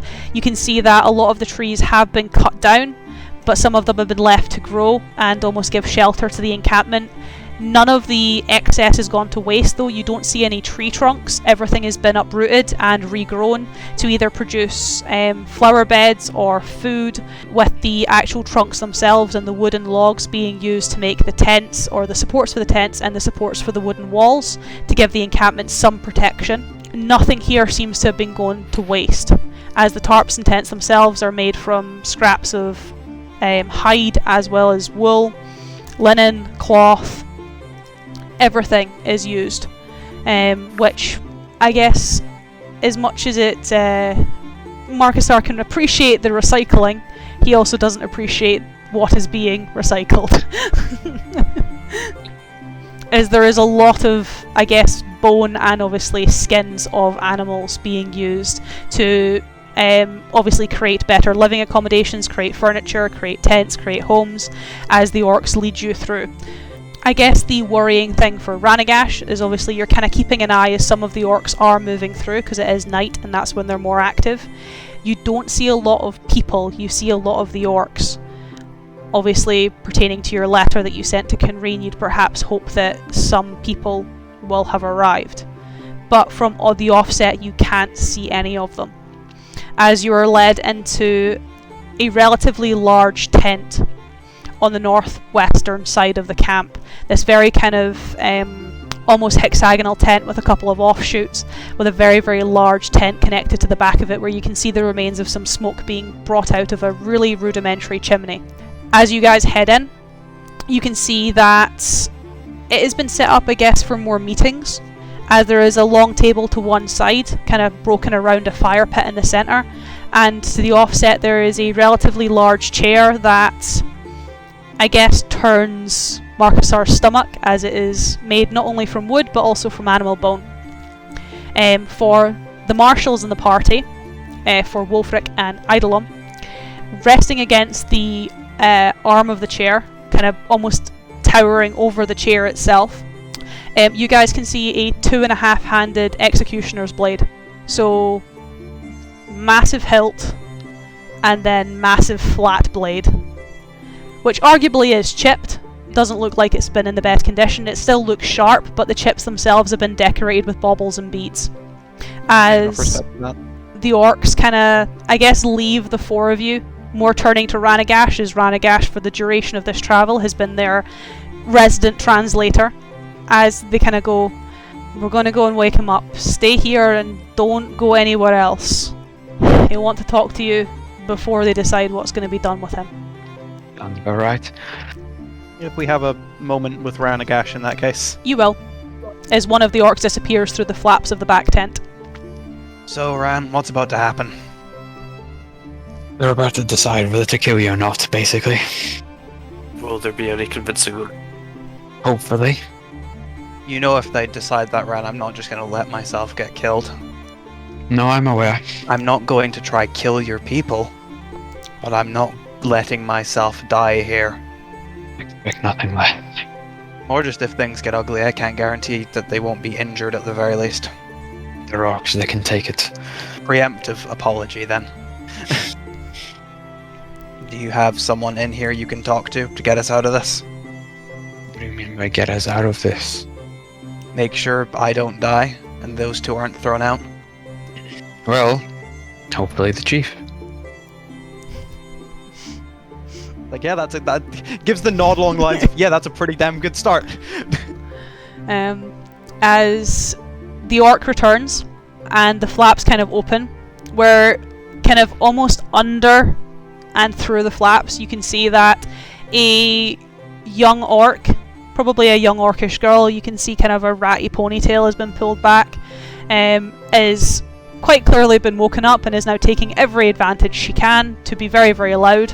But I guess that's not who emerges through the flap, as a rather large orc, very broad-shouldered, standing, I guess, almost as tall as Geirdra outside of his wolf form, that kind of 7-8 foot, like twice the size of Wulfric in terms of both muscle mass and just broad shoulders. No shirt, no shoes, very little around his waist as he's just woken up. Kind of these very long matted braids that have just been left to dangle down that almost drag across the floor.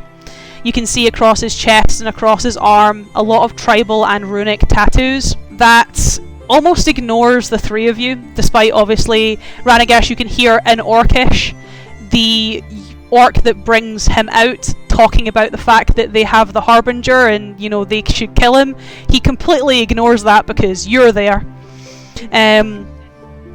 As this very, very large orc goes up to Ranagash, picks him up with very little ease, and bear hugs him. Yeah. As, without even saying hello to you, he just kind of laughs and chuckles and in Orcish. You know you need to cut your hair, bastard. I thought you were one of my wives, if not for your beard. Not that bad. Besides, it looks... Well, anyway. It would Long look time good. no see. It would look good if you were 2 sizes bigger, and yes. I thought you'd be gone for a week, not 4 months, nearly 5. Good. So, what are you doing home? We're here to save this place. Then you've got a lot of explaining to do, bastard. I'm aware.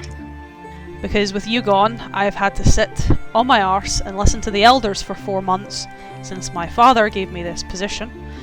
And on top of that, you walk back into the camp saying you're here to save them, with the one person they have told me over and over again will destroy our forest, and he is still breathing and not dead.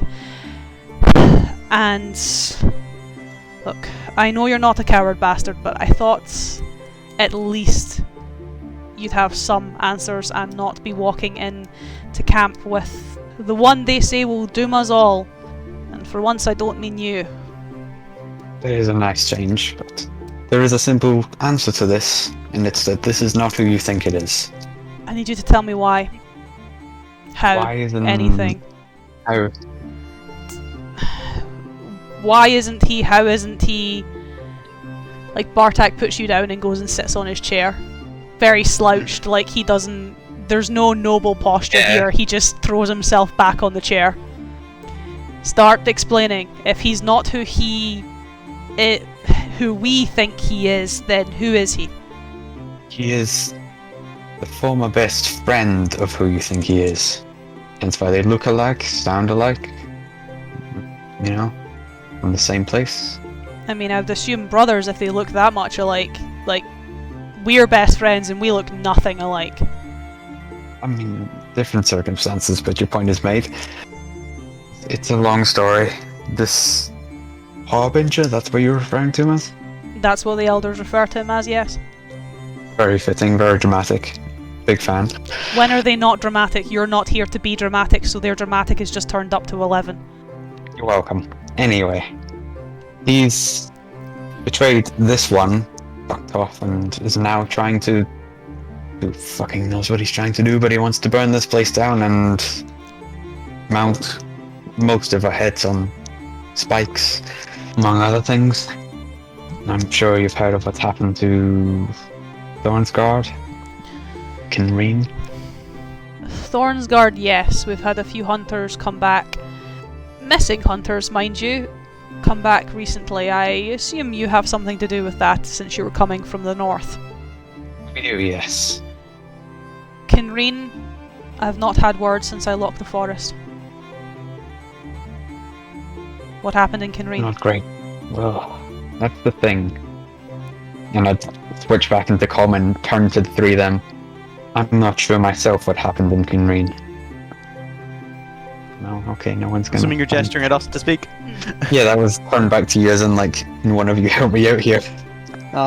In that case, I'll step forward. Wasn't where you guys were speaking common this whole time? I thought it was Orcish. No, were that's Orcish. Ranagash Yeah, just just- changing to common to address the three of you. Okay. Yes. Am I allowed to speak despite a clear disdain for me in this camp? I'd say to Ranagash. And then relay that to Bartak. Bartak switches to Why is common.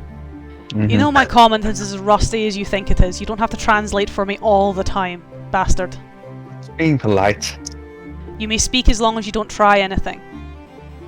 Believe me, I have no intention to, but it was tried on me before we got here. Outsiders aren't trusted at the moment, especially ones that look like yourself. Speak. Idlemore has a bit of a twitch, being ordered to speak in this instance, but more just straightens himself up. Kinreen was a reasonable bloodbath. I don't exactly know what's going on here, but Ranagash has told me at the very least that you believe someone is to destroy this forest, and that is believed to be me. That same person arrived in Kinreen and led to the death of about half the town. But you arrived in Kinreen. Yes, and That could have still led to the death of half the town. more Eidolon is about to say something, thinks about it, and realizes, what's the fucking point right now? I realize these words mean nothing, but Ranagash, I think you can back up roughly what I saw. Gairdra was in the area, and he was fully intent on taking petulant revenge against gestures to Ranagash.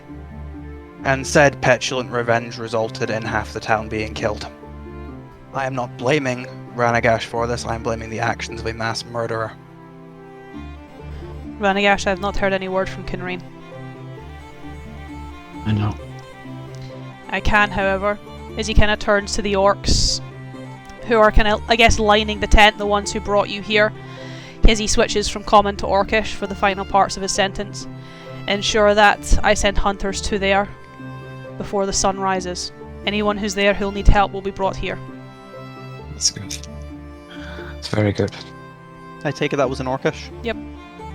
I'd sort of just poke Ranagash. What did he say there? And I got hunters to convene by tonight. Anyone who needs help, brought here.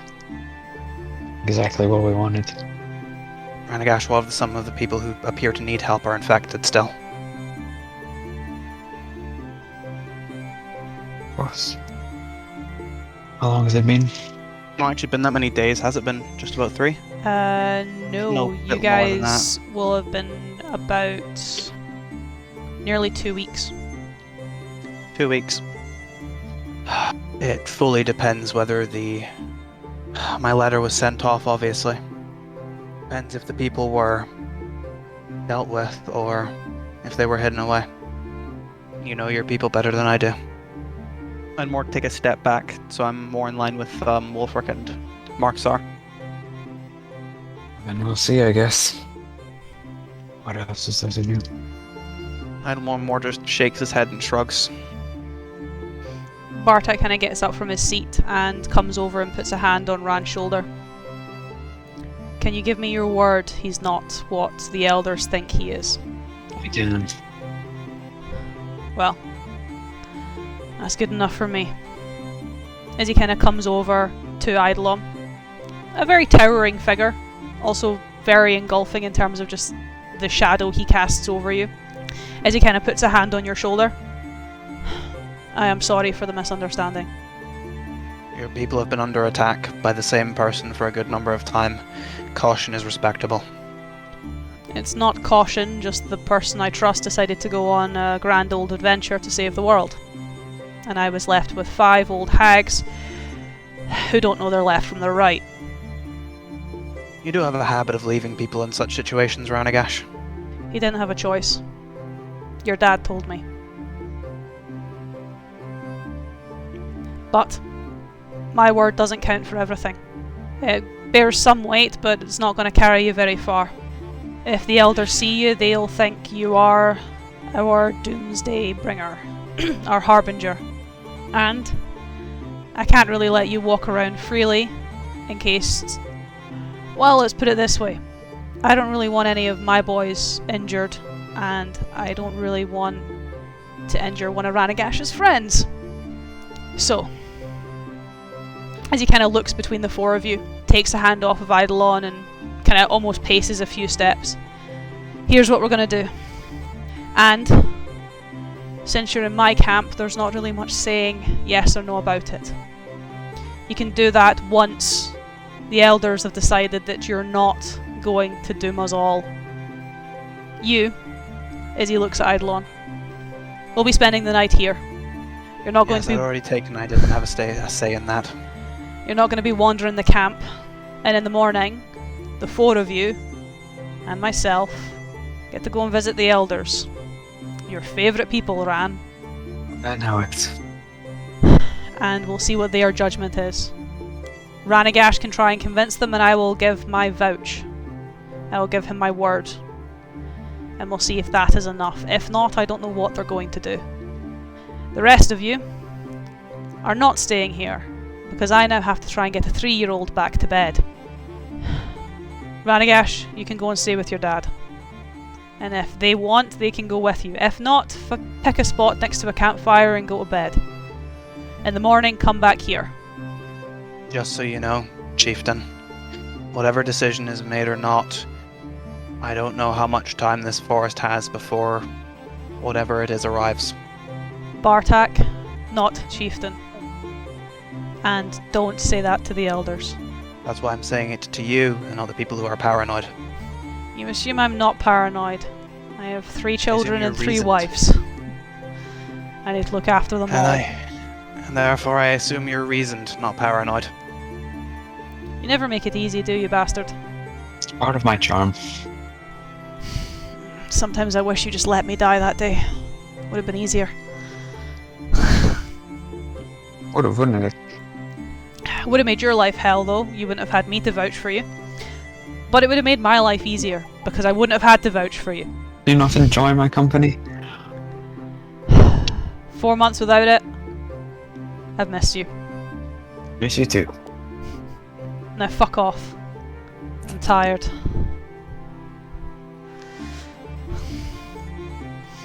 As he kind of takes a breath, turns around, starts to head back towards the flat before turning around, looking at Eidolon. You're welcome to pull a bedroll by the fire, and I'm sorry if you're woken up very early. Eidolon would say he'd be up earlier, but no, this is children. Yes. He will not be up before a child is. Because children are stupid. Children are stupid. Oh, we could No, escape go the back to raids bed, against idiot. children. But no, He'd more it's just give everywhere. a wave off before just going up to one of like the supporting beams and just sitting there. As for Ranagash, Wolfric, and Marcusar, what do you three do? Or where do you three go? I find a spot as far away from this leather and bone and, you know, I try and find some semblance of, like, just anywhere where an animal hasn't been slaughtered. On the way out of the Difficult. tent, Marcusar just veers off and goes back into the woods. Yeah. If you need me, I'm gonna be in the woods. Wolfric will stick with Ranagash. What a great way, Marcusar, to get pulled away by Gairdra again. I'm setting up for next session. It's a lovely place you've got here. Thanks. As where do you, I guess, lead Wolfric, Ran? Do you go home? Yeah, I'm going home. I got nowhere else to go. Nowhere else I need Norland to go at this moment in time. Time As... to meet the man that kept Frida loyal and didn't go with Roderick. As you guys head directly south of the kind of the chieftain's tent towards another large tent. It's one of the bigger tents in the encampment. Kind of again this very almost hexagonal or octagonal kind of tent with two offshoots. One of which was your bedroom, and then the other one was your parents' bedroom, Ran, and then the central living space is in the larger tent. There is no smoke coming out of the kind of rudimentary chimney. Likelihood is your father has gone to bed. As you head into the tent, and do you wake him or do you just kind of lead Wolfric into your quarter and then just go to bed? I think probably for the best that we wake him, just so he knows that, like, I have not just brought a random stranger into the house, and he does not accuse me of cajoling with Wolfric. He's not your mother. No, but I used to be cautious. And also Wolfric just, got engaged, and that wouldn't go down very well. Yeah. As I guess, how do you wake up your dad? Good question. I'm not gonna kick him. It's rude. Oi, Dad. Up. Me and my friend are playing video games. Night. We order pizza.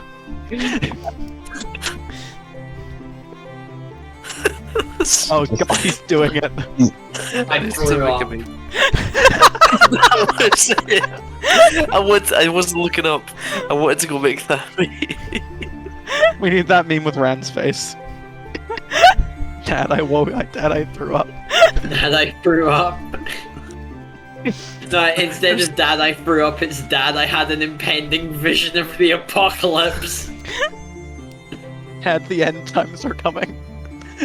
There's so many templates. They're all amazing.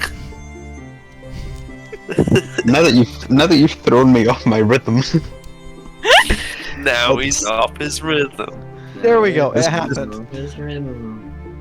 Gently shake him awake, I suppose. As he kind of looks up, kind of blurry-eyed. Ranagash, what are you doing home? Here to help. He kind of rubs his eyes and almost sits up. Wolfric, you'll kind of just be able to see through a gap in the flap this very... I guess he looks like Ran.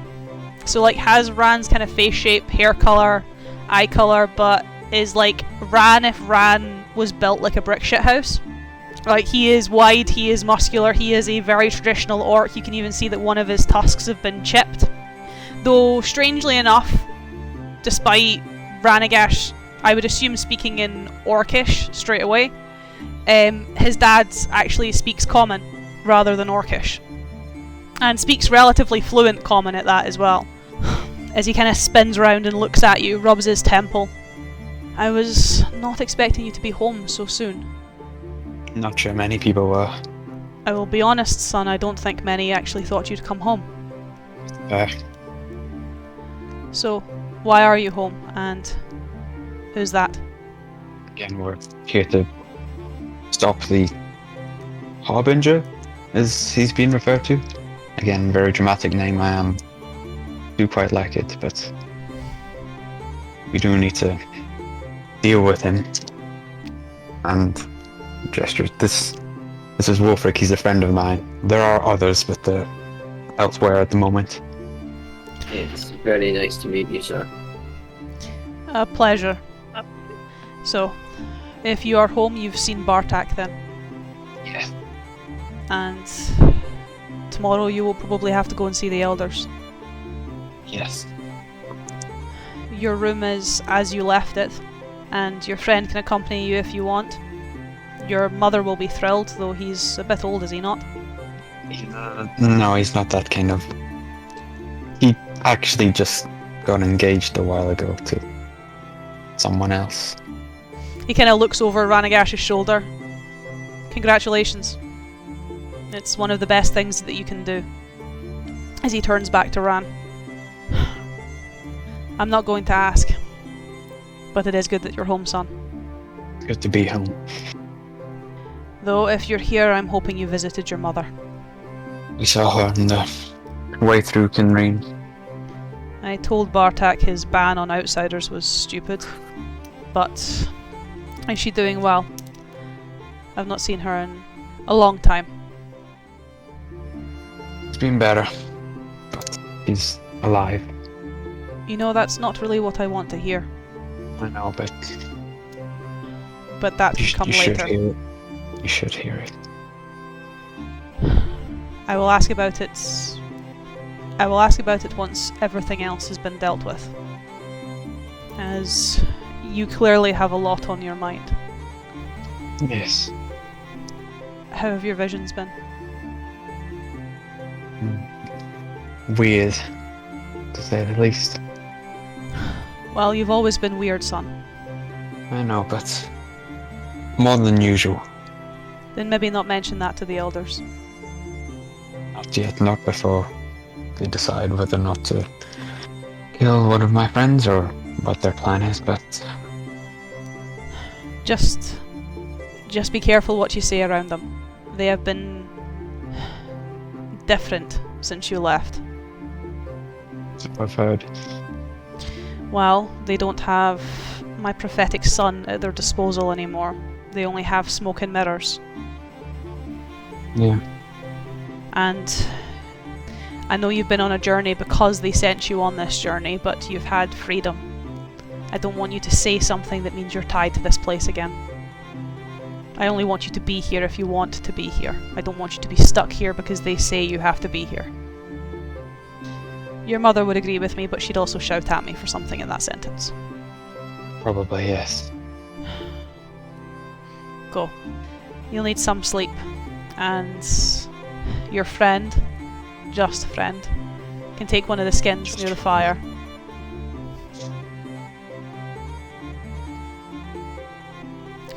Yeah, that will take his leave. I'm sure Wilfrig has, again, if he desires so, and go back to his own bed for once. In his own It's room. nice.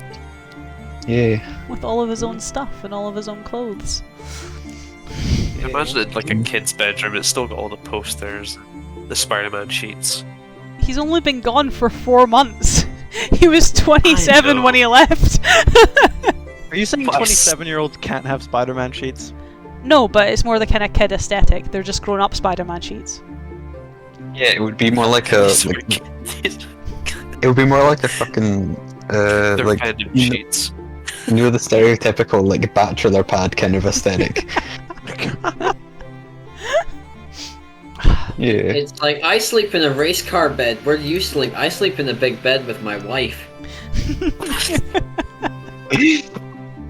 It's yeah, like it's like I sleep on a skin in a tent. Where do you sleep, Wolfric? I sleep in a big bed with my fiance. Yeah. You can say that now. You can say it now. You can say it now. She said yes. Yeah. As yes, with the 4 of you going to bed in varying different corners of the camp, one of you a little bit further than the rest. We will end our session there for tonight, as we are now officially into Ranagash's section of the campaign, exploring his story. Prepare for trauma, Matthew. Make it double. Paul, you'll get a little bit of trauma sprinkled in there, you know? Can't leave you alone. As no level up. I cry. What have you done We this did session just- to warrant a level Yeah, up? we And literally you just- literally just leveled up. Bully Matthew. That doesn't warrant a level up. No, you do that every session. If you leveled up every time you annoy me, we'd be level 20 by now. No, we'd be a lot higher than 20. We'd be Oh, multi-classing at this point. But yes, we are finished there for tonight. Introduction to Myrr, an introduction to Bartak, Ranagash's childhood friend, as well as Ranagash's father, as well as getting some spice into the life of the encampment. Eidolon is the Harbinger and the Doomsdayer. Evil I man. took offense to this. But yes, for now, it is goodbye from me, and as always, a more cheerier goodbye from my boys. They didn't get much trauma this time. Goodbye. That's come next week. Hey, hey, hey!